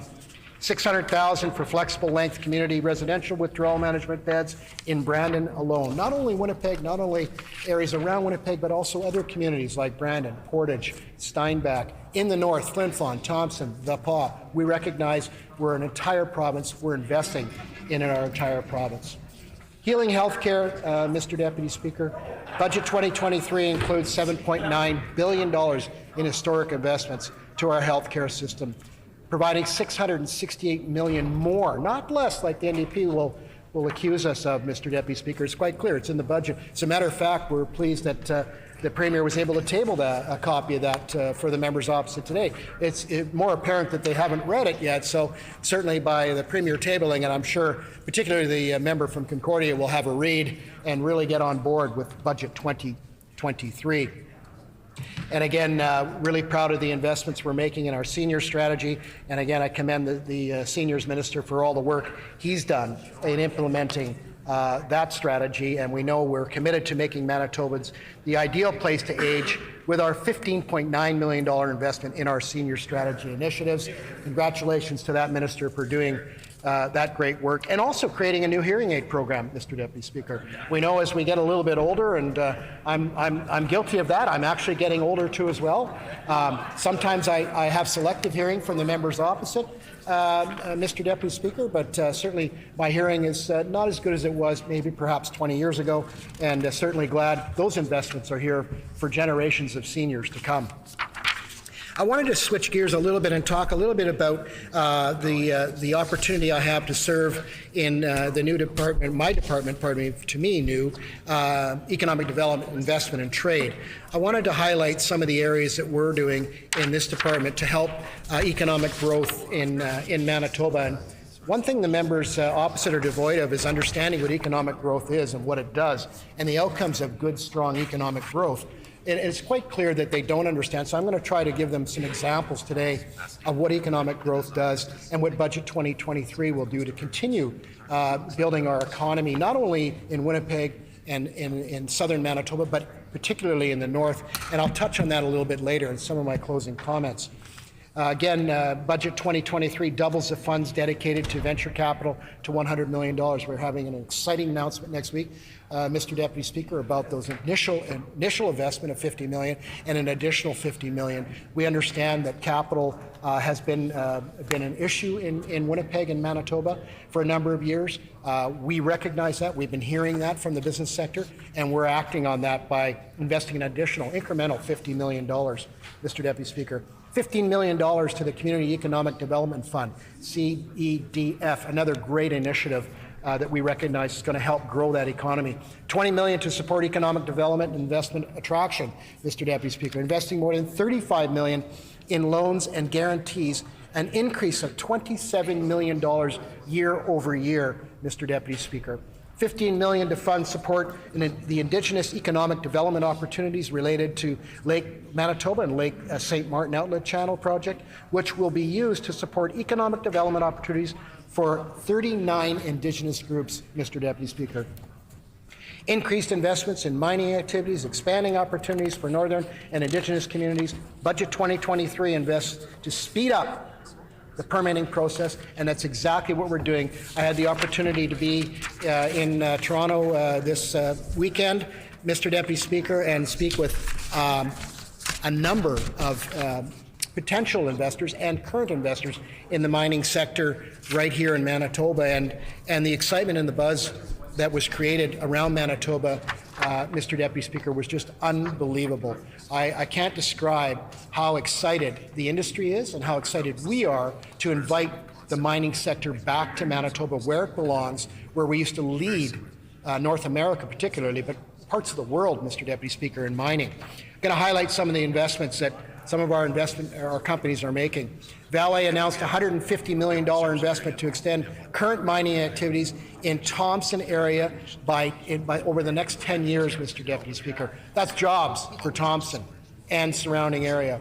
Snow Lake Lithium announced that they have raised over $27 million in their initial public offering to support their lithium exploration near Snow Lake. Again, jobs for the North. Alamos Gold, Mr. Deputy Speaker, continues to pursue their project near Lynn Lake. As a matter of fact, Mr. Deputy Speaker, we know that the estimated impact will be over $500 million invested and 500 net new jobs. Where? Oh, I see the member isn't here from Flin Flon. In the North, Mr. Deputy Speaker. Apologize. Order, please. Oh, sorry. I'm obliged by the rules to remind all members that we cannot reflect on the presence or absence of any member of this House. I believe the Minister just did that. I just request he rescind those comments. Thank you, Mr. Deputy Speaker, for that correction. Certainly a great news. Apology accepted. I'm obliged to acknowledge the Minister has the floor. Please go ahead. Thank you again, Mr. Deputy Speaker. Another great mining investment, a new mining investment in a new era. PADCOM has completed Manitoba's first potash development near Harrowby in the municipality of Russell-Binscart. Mr. Deputy Speaker, an update on that. We are going to start to see activity in that mine very, very soon. Stay tuned. TANCO continues Canada's only operational lithium producer. Mr. Deputy Speaker, the company has announced significant expansion plans and is investing in the potential to develop a lithium hydroxide plant to produce material suitable for electric vehicles and battery market. Mr. Deputy Speaker, we know how important it is to get these precious minerals out of the ground and into use, and also focus on value added right here in Manitoba. That's building factories, that's developing the minerals here in Manitoba, not shipping them overseas, Mr. Deputy Speaker. It's a matter of value added, which will create more jobs, not only for all of southern Manitoba, but for the north as well. So many exciting mining projects coming on board. And again, the Manitoba Mineral Development Fund has announced that it will provide $10 million over the next 3 years to support the mining sector, Mr. Deputy Speaker. Budget 2023 is also continuing the commitment of the, again, the $10 million fund, but expects, by the way, Mr. Deputy Speaker, hang on to your hat. Manitoba expects to have 114,000 new job openings over the next 5 years. 3 in 5 of these jobs will require some form of university training. Budget 2023 will invest, again, here it is, $65 million more into post-secondary institutions and cap university tuition increases to 2.75%. Good job. And Mr. Deputy Speaker, I know that my colleagues, many of my colleagues want to get up and speak to the budget, so I will close with some good news. Right here locally, Mr. Deputy Speaker, in the west end of Winnipeg. And I'll just provide some information for the House, and I'll read it off of this text that I received, Mr. Deputy Speaker. The West End Biz is celebrating new businesses in the area this week. It's not on my phone, it is in paper. And the organization says the number of people setting up shops in the neighborhood hit a 7-year high in 2022, despite lingering effects of the pandemic. Mr. Deputy Speaker, new businesses highlights 56 new businesses that opened in West End last year with the goal of attracting more Winnipeggers through their doors. Back in 2015, Mr. Deputy Speaker, we had 855 businesses in the zone. This year, 2023, we now have 870, Mr. Deputy Speaker, at West End Biz, said the Executive Director. That's a quote from the Executive Director of West End Biz. Mr. Deputy Speaker, that's good news. That's a sign that we're not only growing in the north, we're growing right here in Winnipeg. We know the importance of that, Mr. Deputy Speaker. Budget 2023 will deliver on many fronts, including economic development right here in the province of Manitoba. Thank you very much, Mr. Deputy Speaker.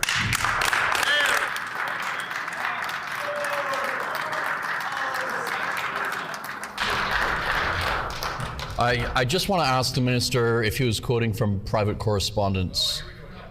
No. Okay. Reminder to all members that when one does quote from correspondence that is private, that one is obliged to table said correspondence that is quoted. Are there any further speakers? The Honourable Member for River Heights. Thank you, Mr. Deputy Speaker. I begin by thanking the residents of River Heights who provided input into the direction Manitoba should be going this year and in the coming years. They have been very helpful and supportive of me, and I want to thank them. Let me move on to several general comments on the budget.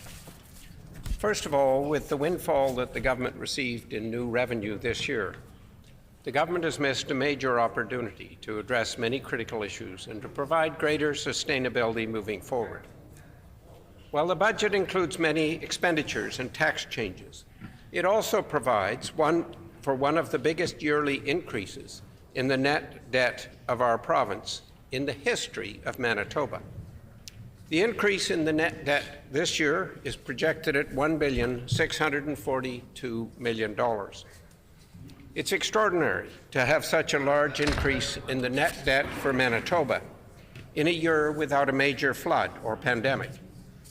The budget is historic in having such a large increase in net debt. Indeed, it will go down in history as the occasion that the PCs went to the bank to borrow a large amount of money in order to try to buy votes. The approach didn't work in 1999, and it won't work now.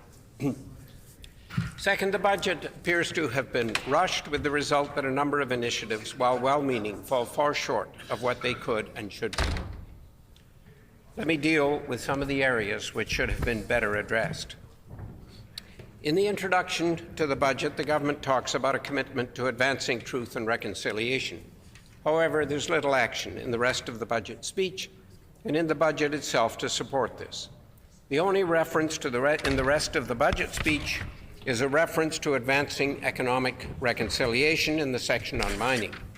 But there's no indication of any specific measures to be implemented. In our view as Manitoba Liberals, the first act toward reconciliation should be returning the money that the NDP and PC governments stole from children in the care of Child and Family Services. Children in the care of Child and Family Services are among the most in need of all children in our province. It's unbelievable that NDP and PC governments stole more than $300 million from these children. In some cases, the money had been put in trust funds so that the children in the care of Child and Family Services would have some financial resources when they aged out of care at age 18. The governments took this money from the trust funds of children who needed it and then put it in general revenue and used it for other purposes than helping children in care. In this budget, sadly, there was no mention of returning these funds. Why is this? It's hard to understand the indifference being showed by this government to children who have been, who are now in care. The statistics gathered in the Winnipeg Street Census for 2022 showed that more than half of those who were homeless had been in the care of Child and Family Services. The same census showed that the most common age for a person to become homeless was at age 18. This is the age when children age out of care and lose the support they'd been getting. It was disheartening to hear from leaders in the community in Winnipeg who are looking after those who are experiencing homelessness. We were told that at age 18, when youth were aging out of care, as recently as the last few months, some were going directly on their 18th birthday to Siloam Mission, as they were homeless and there was no provision by the province to help them. This is not the sort of place that a child who's been in CFS care should go to at age 18. Even though Siloam Mission provides excellent help, there are far better ways to transition to adulthood than to go to Siloam Mission. I was alerted to this issue, which has been ongoing for some years, a number of years ago by an individual who made the point to me that the PC government was trying to use money from the federal government for those who are chronically homeless to fund space for children aging out of care at age 18. This is unbelievable. The federal money was destined for those who are chronically homeless, had been homeless for 6 months, and it was being used to help children who've been in care and are only homeless because the government fails to provide a just and fair transition to adulthood for these individuals. These individuals were not homeless for 6 months. They just became homeless because of government policy, and the government should have ensured an adequate transition without having to label these youth as homeless. The finance minister, in his budget speech, should have included a section specifically addressing reconciliation. He did not. While the latest government approach to homelessness does at last include an acknowledgement of the need to better transition children who've been in the care of Child and Family Services, we're not clear exactly how this is going to be supported, and this comes too late for many, and we still have far too many children in care, and the government in 6 years still has not implemented the recommendations of the report authored by Diane Red-Sky, Michael Champagne, and others, and delivered to the government in 2018. Sadly, the government has also not provided for better support for those with learning disabilities. For as we have found, individuals with learning disabilities and an IQ above 80 who are receiving no support from this government when they turn 18 are also more likely to become homeless. The governments need to provide support for such individuals under CLDS. But there was no mention of this in the budget, and these individuals will continue to struggle in a major way. I talked last night to a mother of such a child who is struggling and trying everything, but is almost despairing over the lack of understanding and lack of help from this government. Indeed, it is important to note that learning disabilities are not adequately recognized, as Linda Siegel found in a study a number of years ago in Toronto. 83% of those who were homeless in Toronto at that time had some form of undiagnosed and untreated learning disability. We need to pay more attention to this. We have produced our own report on the approach needed to decrease the number of people experiencing homelessness. It's much superior to the government's approach, because we'll ensure there's housing for those when they become homeless, rather than waiting 6 months, as the government plans to do. It has been shown clearly that it's much more effective to house somebody immediately when they become homeless than to have them be chronically homeless for 6 months, at which time it is more difficult. We also recommended that there be a dashboard to provide up-to-date information and help to guide the activities, and that in time that dashboard should include information on services, including those for addictions, poverty, CFS, because this is important and it will help many individuals, and because these are risk factors for becoming homelessness, it will help to decrease homelessness. We have been hearing in the last few days about a death of a man in the emergency room at the Health Sciences Centre. The Premier has been getting questions asking for more details as to what happened. The best the Premier has done is to reply that opposition members should not ask these questions. Not a very credible answer when the Premier herself asked similar questions when she was in opposition. Furthermore, we are still looking for answers about the death of Crystal Musso about 2 years after her death on May 25th, 2021. Will we have to wait 2 or more years to find out what happened to this man? Meanwhile, nurses are waiting for action now to prevent future deaths. We understand that the Health Sciences Centre nurses had been sounding the alarm for a year starting in the spring of 2022 about the imminent problems in the emergency room at Health Sciences Centre. How many more disasters and crises will there be under this government? And today we learn of the latest of these crises, this one in home care. Manitobans have known for quite some time that there is a crisis in home care. But the cancellation of hundreds of home care visits this weekend highlights the crisis in real and raw terms. One of the most critical components of health care is home care. And if you can't get home care right, and this government can't, then you have a major problem. And in Manitoba, we have a major problem. I will add that there are various reports about what's going on in home care. And it is said that it's not uncommon for workers to get to a client's home only to learn that no one has been there to help that person for days. It is a tragedy that the situation has deteriorated to this extent. And as far as recruitment of doctors and nurses, Doctors Manitoba has provided many recommendations for government actions. These were provided in November of last year, and yet the government at this juncture, as the MLA for St. Boniface pointed out earlier today, has in fact only fulfilled a small number of the recommendations, and there is much, much more to do. There is a big worry because 43% of physicians are saying that they may leave their practice for one reason or another in the next few years, and 3/4 of them say they will leave because they are fed up with the way that the system is run by this government. That's a lot of doctors in the system who are saying that there is a problem. The government needs to listen and has to do better.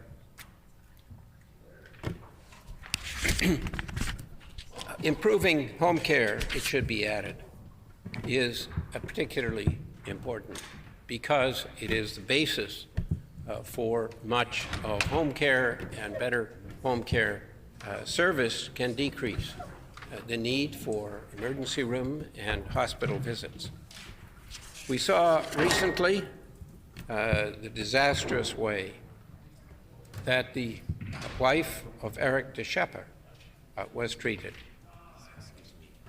This was tragic, that the help only came after she died. We need to act. We need action now.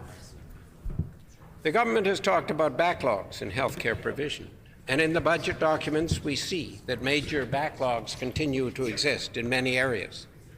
In pediatrics, I think that's pediatric surgery, neurosurgery, gynecology, general surgery, thoracic surgery, vascular surgery, in accessing MRIs. In the latter, with respect to MRIs, we've heard recently the story of Dr. Jeff Bressler, that in the waits for MRIs are so bad that it's difficult to even get an appointment. In our emergency rooms, there continue to be long waits, and this, as well as the backlogs, need to be better addressed, and we shouldn't be at this stage where there's so much to do and so little being done. There are concerns over ICUs. Are there enough nurses being trained so that we will be in good shape or not? I fear that we're not training enough. Primary care is a crisis. The government's approach to the nursing shortage is to dial 1-800 the Philippines. We appreciate the attention to immigration, but suspect that based on past history, it may not be as successful as the government hopes. The government was aware of the nursing shortage in 2016. Why were not more measures taken then to ensure we have an adequate number of nurses now? The government strategy to recruit and retain doctors is focused on increasing the number of spots in medical school, but let's face it, that's going to take years to add the new doctors we need. We should be doing better than this. We should be implementing all the Doctors Manitoba recommendations. We were, nevertheless, pleased to see two initiatives that we have been advocating very strongly for. The enhanced coverage of continuous glucose monitors and insulin pumps for those with type 1 and type 2 diabetes who are eligible. This is a positive step and one we have been calling for and pushing for some time. The second was the support for hearing aids for seniors. I have worked very closely with Gladys Nielsen and many others on this matter, and we are appreciative of this being implemented. Liberals in the legislature are making a difference in the way that we advocate, and that needs to be recognized. In education, we hear daily of school boards who are struggling to manage a budget which is inadequate to deliver the education that our children and youth need. The budgets provided to school boards were not based on the amount that's needed to provide the education, but rather on an arbitrary figure from the province. We are particularly concerned that many children with varied learning disabilities, including dyslexia, dyscalculia, and others, and those with executive function disabilities are falling through the cracks and are not being diagnosed early enough and are not being helped well enough. Also very concerning is the fact that too many children with learning or executive function disabilities who have an IQ above 70 or 75 or 80, depending on the day that you ask the government, they are not getting the support they need when they turn 18 years of age. Linda Siegel in Toronto found that 83% of those who were homeless had a learning disability. We need to be much more aware of the impact of undiagnosed and untreated learning disabilities, and we need to provide the support for those who need it when they become 18 years of age. We're also very concerned about the education for Indigenous students as their rates of graduation continue to be low. There is no mention in the budget speech of the importance of working with First Nation, Métis, and Inuit leaders to ensure that the graduation rate for Indigenous students increases. When it comes to climate change and the environment, we are making globally a transition from using fossil fuels to using electricity in cars, trucks, and many other uses, boats, lawnmowers, small tractors, and so on. Today, as Manitobans, we spend about $4 billion each year and send it out of province to pay for the gasoline and diesel that we use. We could be spending this money toward the electricity needed to power vehicles and other machines which currently use gasoline or diesel. It would be cheaper, and we would be spending the dollars here in Manitoba and helping Manitobans. We are concerned about the proposal for a sand mine near Anola, near Vivian, and the future of the aquifers in southwestern Manitoba. I will be presenting tomorrow at a hearing on this. When it comes to crime, the Violent Crime Severity Index for Manitoba is about twice as high as the index for Canada as a whole. There is a similar twofold increase rate for intimate partner violence. We, in both cases, are an outlier because this government and the NDP before it didn't pay enough attention to preventing crime. It is a black work on this government to have such high crime rates. And it's clear that the present government and the previous NDP government were doing a very poor job of preventing crime. Much better is needed. There are incredible opportunities in agriculture at the moment. One of these is in the better support for ecological services. There was a pilot in Blanchard, but it has been forgotten by the current PC government. We're appreciative of some improved support for municipalities financially, but continue to be very concerned about the province setting up a system where it can overrule municipal decisions. As my colleague for Tyndall Park raised the other day, there is a major concern about how the government is operating childcare. In fact, the $10 fee applies during the week when students are in classes, but it doesn't apply, as I understand it, when there's an in-service day, and it doesn't apply in summer when students are on vacation. But parents still have to work at these times. They still need the childcare, and we understand that they may be having to spend $20 or more a day. This is misleading, the way the government has presented it, and that is an overall problem as this government. When it presents misleading information, it loses trust, and this government is losing the trust of Manitobans. It is no longer reliable, and we will vote against this budget because of this lack of trust.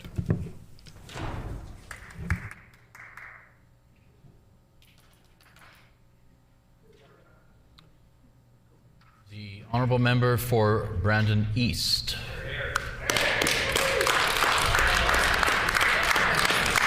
Thank you.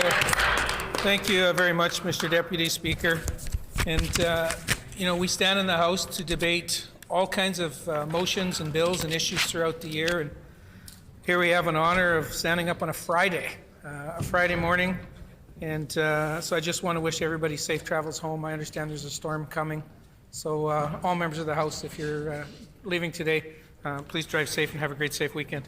On to the budget and the reason we're here today, I do want to talk about how this budget affects my constituents, some of the comments that I've received from constituents in Brandon, some of the comments I've received from the business community as well, Mr. Deputy Speaker. When I look at this budget, the biggest question that I've received so far, and keep in mind that the budget was just put out there, and I have not been home yet. So it's all emails and phone calls and texts that I've been receiving. But communicating with some of my constituents, it really is a good budget. It paves the future for growth in Manitoba. And I'm not going to talk just about business. I want to talk about individuals as well. But the biggest question I've received from constituents, Mr. Deputy Speaker, is some of them, believe it or not, people do watch Question Period. They are watching these debates, and they're confused. People are confused because they listen to the budget speech, and then they hear comments coming from the opposition, which doesn't balance with the budget sheets that we've presented. So as I've been telling them, I want to tell everybody, please feel free to go on to www.gov.mb.ca/finance, where the documents are located. And I certainly welcome any of my constituents to call my office, to email my office, and I'm certainly there. My staff, we're there to help, provide and ensure that they get the correct information that they're seeking. And again, it's as we all are. I'm not talking about my supporters. I'm talking about all the constituents in Brandon East, regardless of what political stripes you have, or if you don't have any, that's fine too.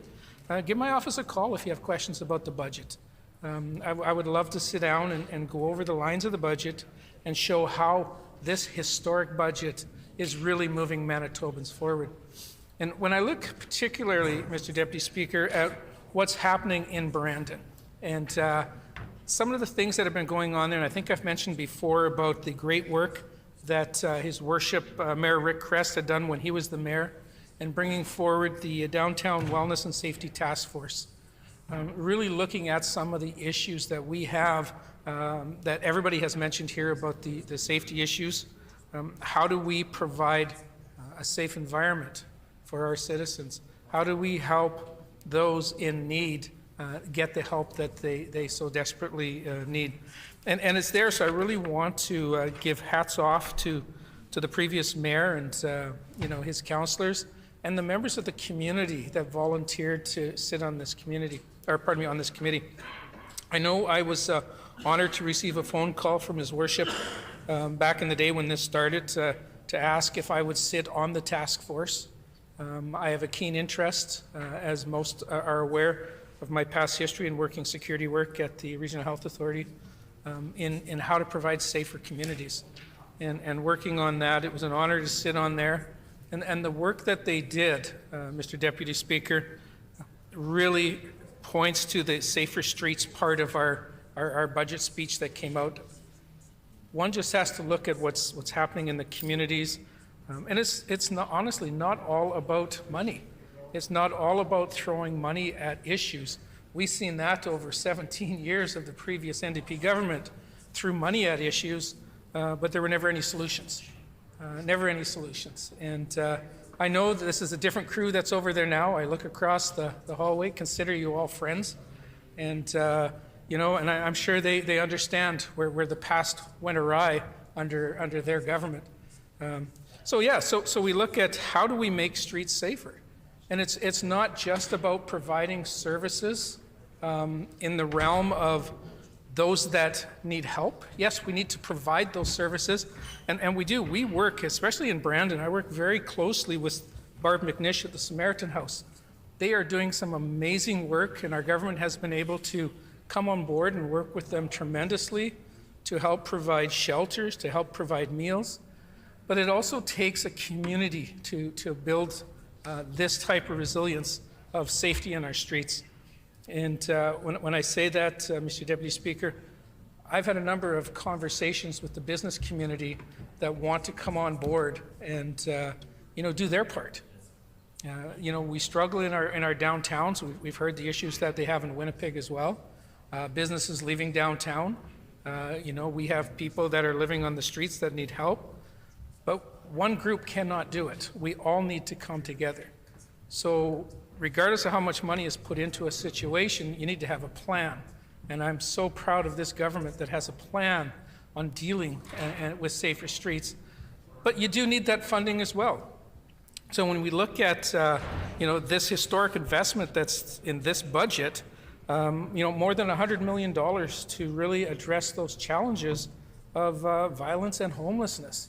I'm looking forward to the Minister of Families. I'm looking forward to her report on homelessness.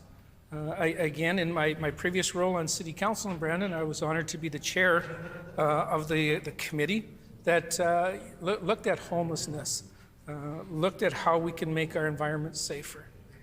And so to me, this is just an all-around start to moving on, because as we've heard many times, we're very upfront that there is more work to do. But we need a starting point, and we need a plan, and we have those. And with this budget, we can certainly see that move forward. Again, $51.8 million, Mr. Deputy Speaker, going into a strategy over the next 2 years on reducing violent crime. Again, we need that funding, thanks to this government, so that we can move these strategies forward and we can help those in need. I really have to take my hat off to our Minister of Justice and the Ministers of Justice across this province who are really pushing for bail reform on a national level. Again, we're putting the money where our mouth is, but we need to ensure that everybody comes on board. Again, I just previously mentioned homelessness. $51 million in our homelessness strategy will go a long way. I know the member from Kirkfield Park had talked briefly in his statement about Homes for Heroes. A great program. As the Special Envoy for Military Affairs, I'm involved in that program. I've been honored to attend their ceremonies where they're receiving funding, revealing their plans, and actually putting a shovel in the ground, Mr. Deputy Speaker. And it's certainly something that we can look at as a government on providing funding for programs that come up with solutions. And that's why this budget is such an incredible budget to see. Again, I know in our budget we talked about $3.6 million for the Downtown Community Safety Partnership here in Winnipeg. And you probably say, why would a member from Brandon stand in the House to talk about funding that's going to downtown Winnipeg? And it's simple, Mr. Deputy Speaker. We are all in this together.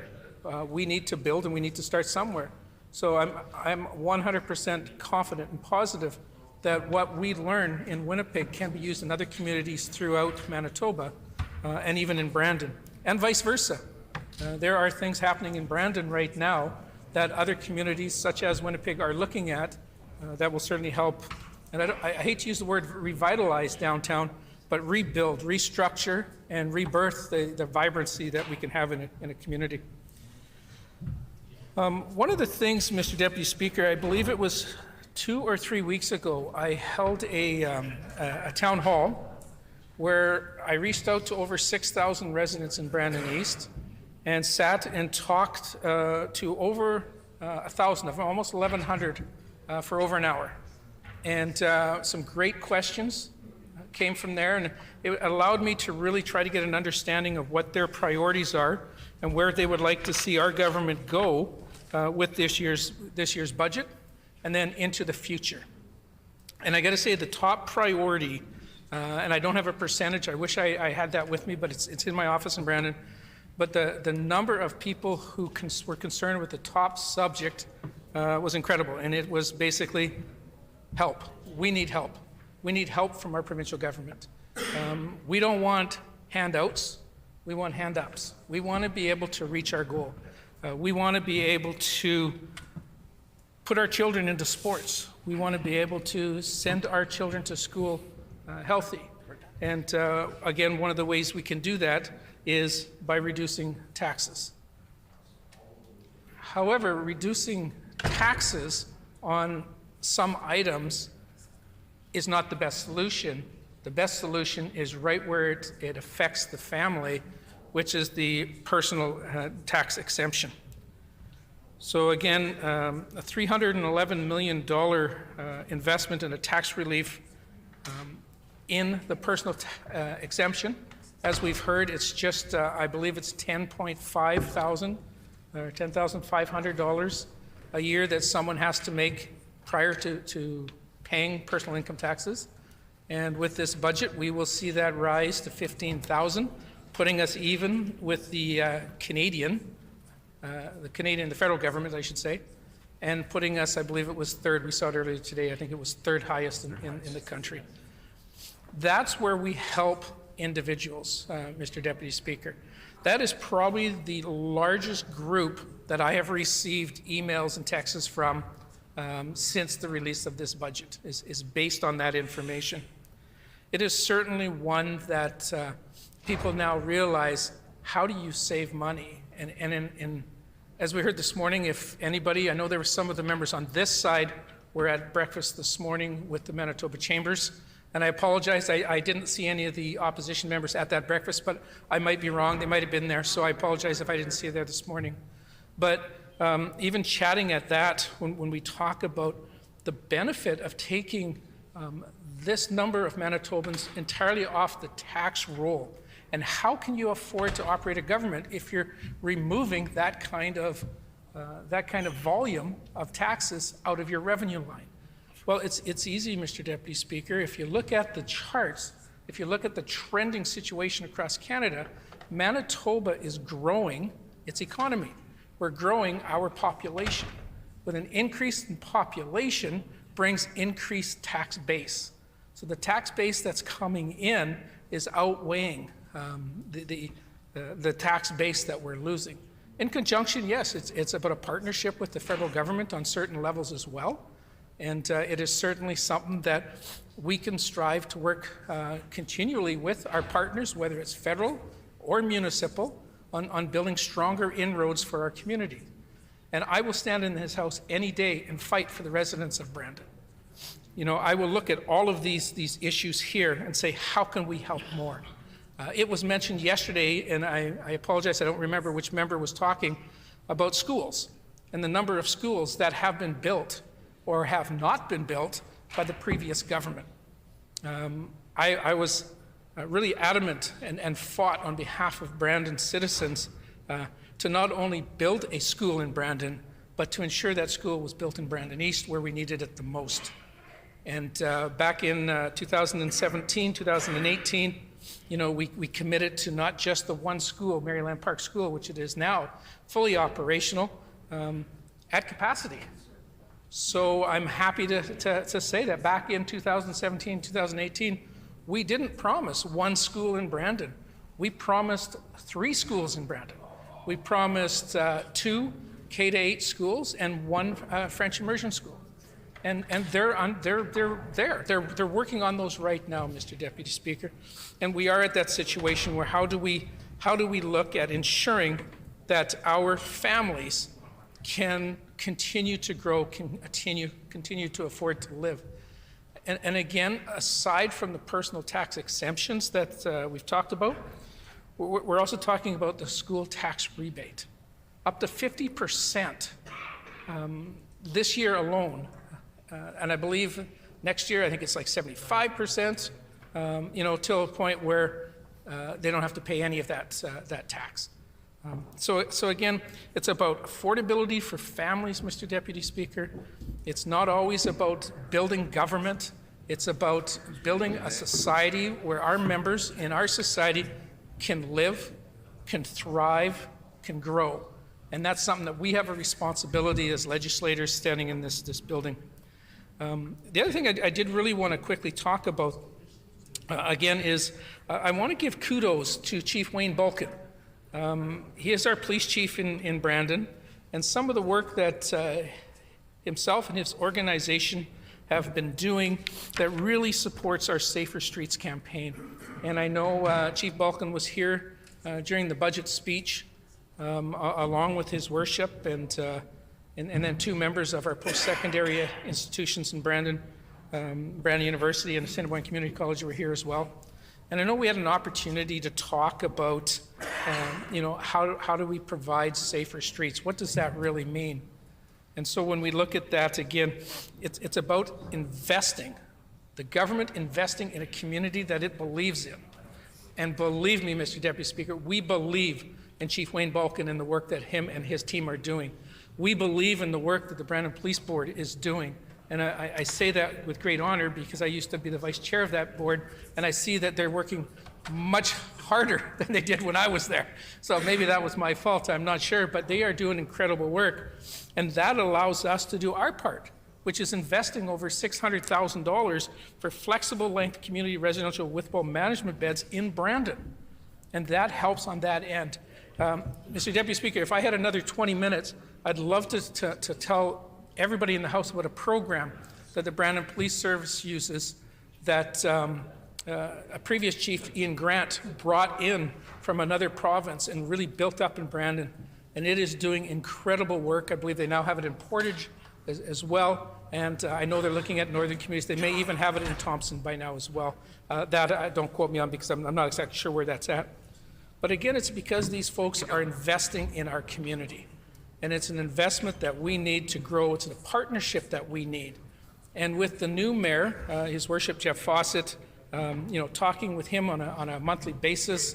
And I also meet with Tanya LeBuick, who is the president of the Brandon Chamber of Commerce, on a monthly basis. And actually tomorrow, next Friday, I believe I have meetings with them both.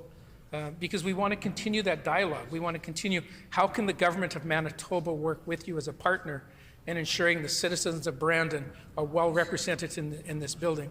And with myself and the MLA for Spruce Woods and the MLA for Brandon West, we bring their voice here. We fight for them every day. And I think it wouldn't be a surprise if you asked any of our ministers if we're going to their doors and knocking on their doors and bringing issues forward because we're looking out for our constituents. Mr. Deputy Speaker, I've got a whole bunch more, but let me just wrap up quickly on something that, in addition to this amazing, exciting budget, that, again, if these things don't happen, it's because they're not supported by the opposition. They're there. We had BITSA introduced today, so there is no delay. So this should pass by June 1st, and then residents right across the province can enjoy the benefits that they deserve. But one of the things I did want to mention just before I wrap up, Mr. Deputy Speaker, is January of 2022. So over a year ago, I was honored to be appointed the Special Envoy for Military Affairs. I want to thank my colleagues for taking my calls, for sitting with me, for talking about issues that the military personnel in this province are facing and how we as a government can help make their lives so much easier. And when I look at just an example, and what I really want to mention is April 1st is not just April Fool's Day, Mr. Deputy Speaker. April 1st is an amazing day here in Manitoba.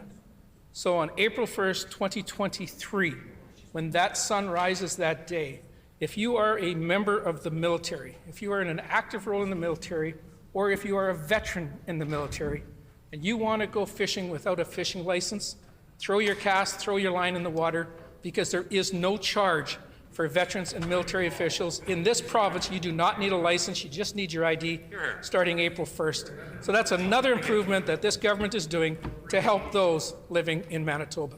Thank you very much, Mr. Deputy Speaker.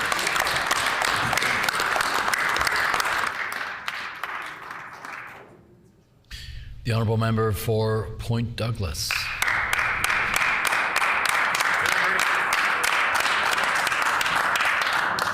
language, Deputy Speaker. A vote for this budget would be a vote of confidence, and we do not on this side have confidence in this government, nor do Manitobans.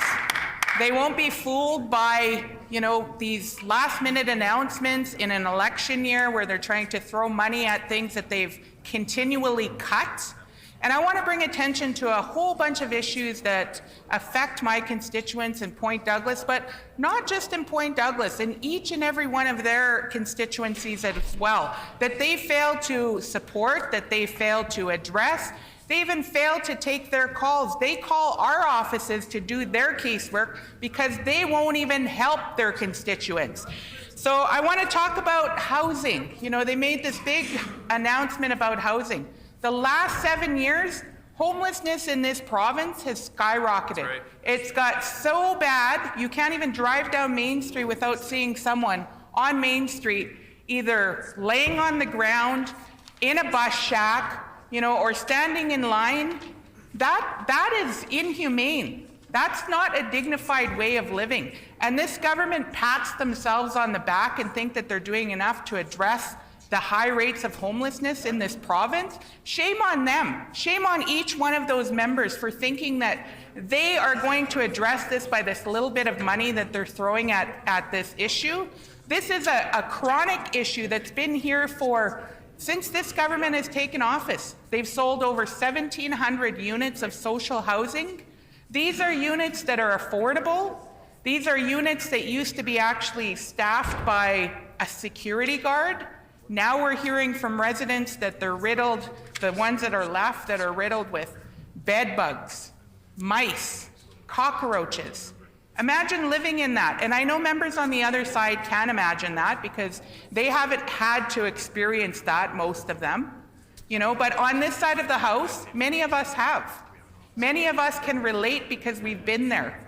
We've had to live, in a social housing unit because we couldn't afford to pay market rent. We've had to live in those situations because we've had a government that fails to come in and actually clean up the bed bugs to get someone in there. Even, I've heard from seniors, I've heard from people with mobility issues that can't move their furniture. And they're, going to be evicted because this government says, well, if you don't move it, then we're not going to spray, which means you can't live there. Imagine that, Deputy Speaker. So they call our office. We usually call community groups who will go in and help move furniture for seniors who have helped build this province that, under this government are being underserviced. People with mobility issues that, are in wheelchairs, that have had amputations because of diabetes, that have worsened because of this government's cuts and inactions, and them having to move to the city because there's no resources in their community because this government has cut them. So I want to speak up for those folks that don't have a voice on that side, because we are bringing that voice to this Manitoba legislature. I think about, Mum Stop the Harm. This group has lost their children to addictions. They've lost their loved ones.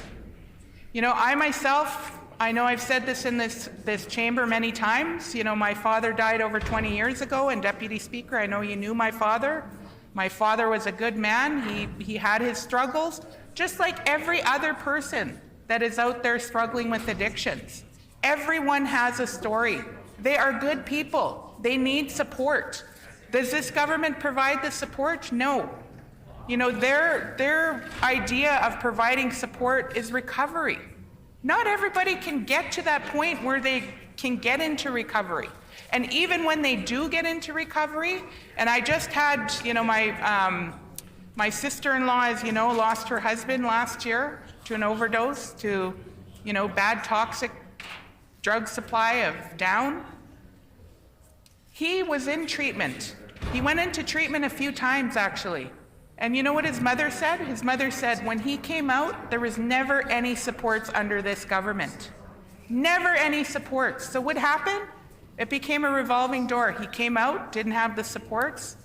You would turn back to, the toxic drugs that are out there, go back into treatment. This government is failing on so many levels to support those that are struggling with substance abuse. People want to get help, but they don't have access to the point to even get help. A supervised consumption site, and Deputy Speaker, I've gone to Calgary. I've actually gone to Vancouver and actually went into one of the safe consumption sites and actually spoke to frontline workers and actually talked to people who were, using, unlike the last minister, who went and walked the street and took pictures, I might add, and tweeted them out of people who were struggling on the street.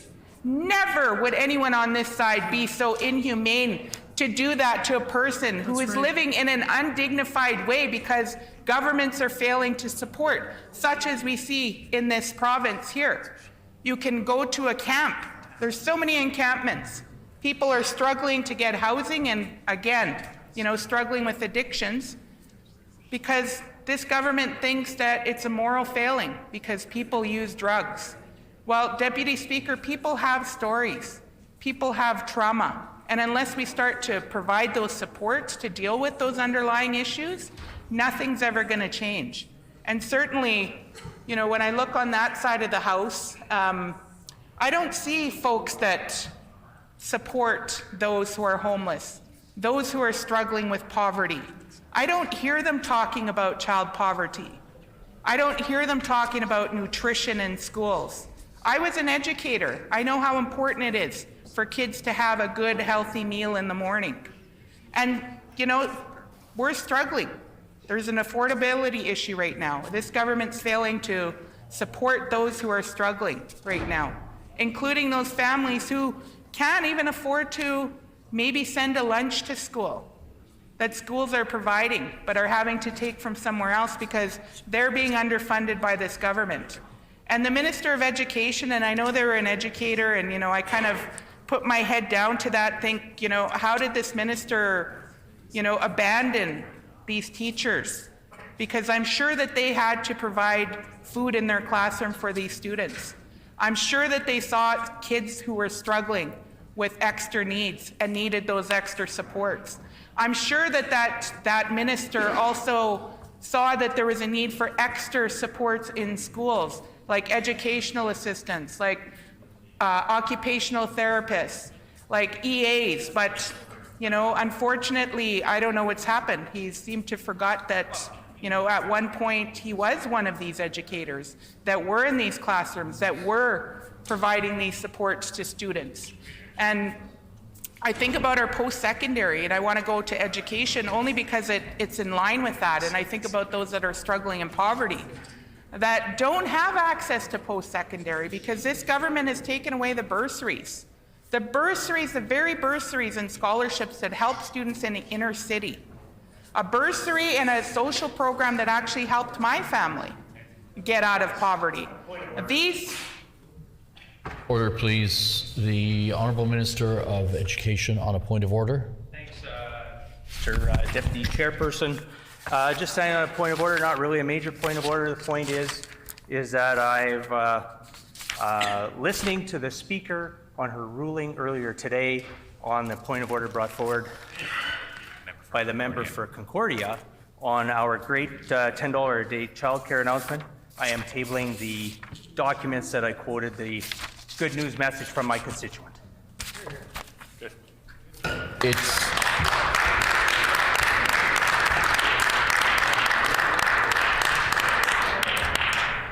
I would just state that it's actually not a point of order, but I thank the Minister for following through as stated this morning. On the same point of order, if actually ruled, so it would be on a new point of order. Technically, it's a new point of order. The Speaker has ruled on the previous point of order, but members have the right to stand up and request to speak on a point of order, on a new point of order. Please, the Honourable Member for Union Station. Thank you, Mr. Deputy Speaker. Just want to acknowledge that our colleague, the MLA for Point Douglas, was in the middle of her speech talking about very important issues in regards to the budget and how it's affecting community members. And the Minister could have chosen a different opportunity to do so. It's disappointing that he would stand up in the House and interrupt this MLA in order to bring forward documents he could have done at another moment. But that seems to be typical of that minister's poor behavior in this House.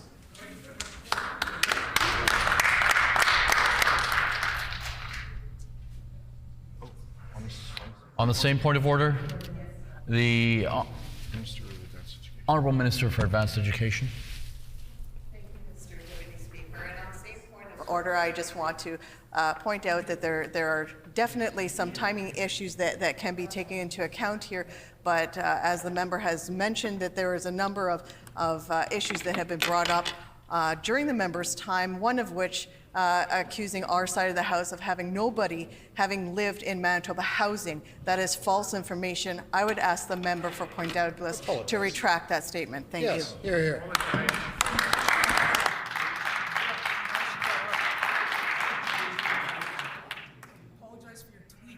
Okay. Order, please.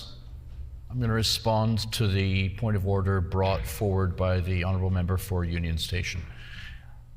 The Speaker requested the documents being discussed, and it is proper and indeed was requested by the table officers that happened today. Now, we're counting down minutes before the day ends, and so the Minister actually was inbounds to do that, even though it wasn't a point of order. That was the right mechanism and the right way to do it. So certainly we apologize for the interruption, and I would like to recognize the Honourable Member for Point Douglas, who still has the floor, and 11:35 remaining. The Honourable Member for Point Douglas.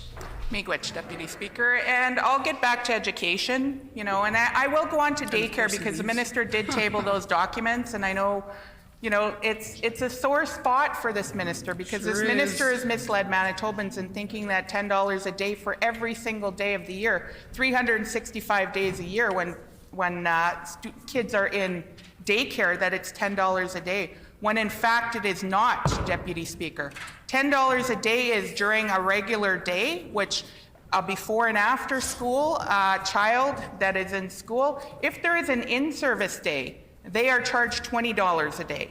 So, and then if it's during the summer break, parents have to pay $20 a day. So we want to be clear about that on this side of the House. We don't want to, mislead Manitobans. We want to give a clear picture and give facts. Something that the government on the other side tries to put smoke screens in front of and, has lost the trust of Manitobans. Manitobans don't believe what this government has to say because they've continually misled them. They've continually made cuts. They've continually made cuts that have impacted lives. We've seen people in this province lose their lives in ERs due to overdoses, people in bus shacks that are freezing to death. And has this government responded to any of that? Nope. No, they haven't, nope. Because you know what they're worried about? They're worried about getting reelected. But you know what? Manitobans won't be fooled in an election year. They know that they can count on this side of the House for the NDP to stand up for them, to fix health care that they've broken, and to ensure that Manitobans get the supports that they need when they need it, not just in an election year like this government is trying to do. It's shameful that, each minister on that side, and they're leaving in droves, Deputy Speaker. 1 in 3 ministers on that side does not have confidence in their governing government. Order, please. When this matter is again before the House, the Honourable Member for Point Douglas will have 10 minutes remaining. The time being 12:30 p.m. Order, please.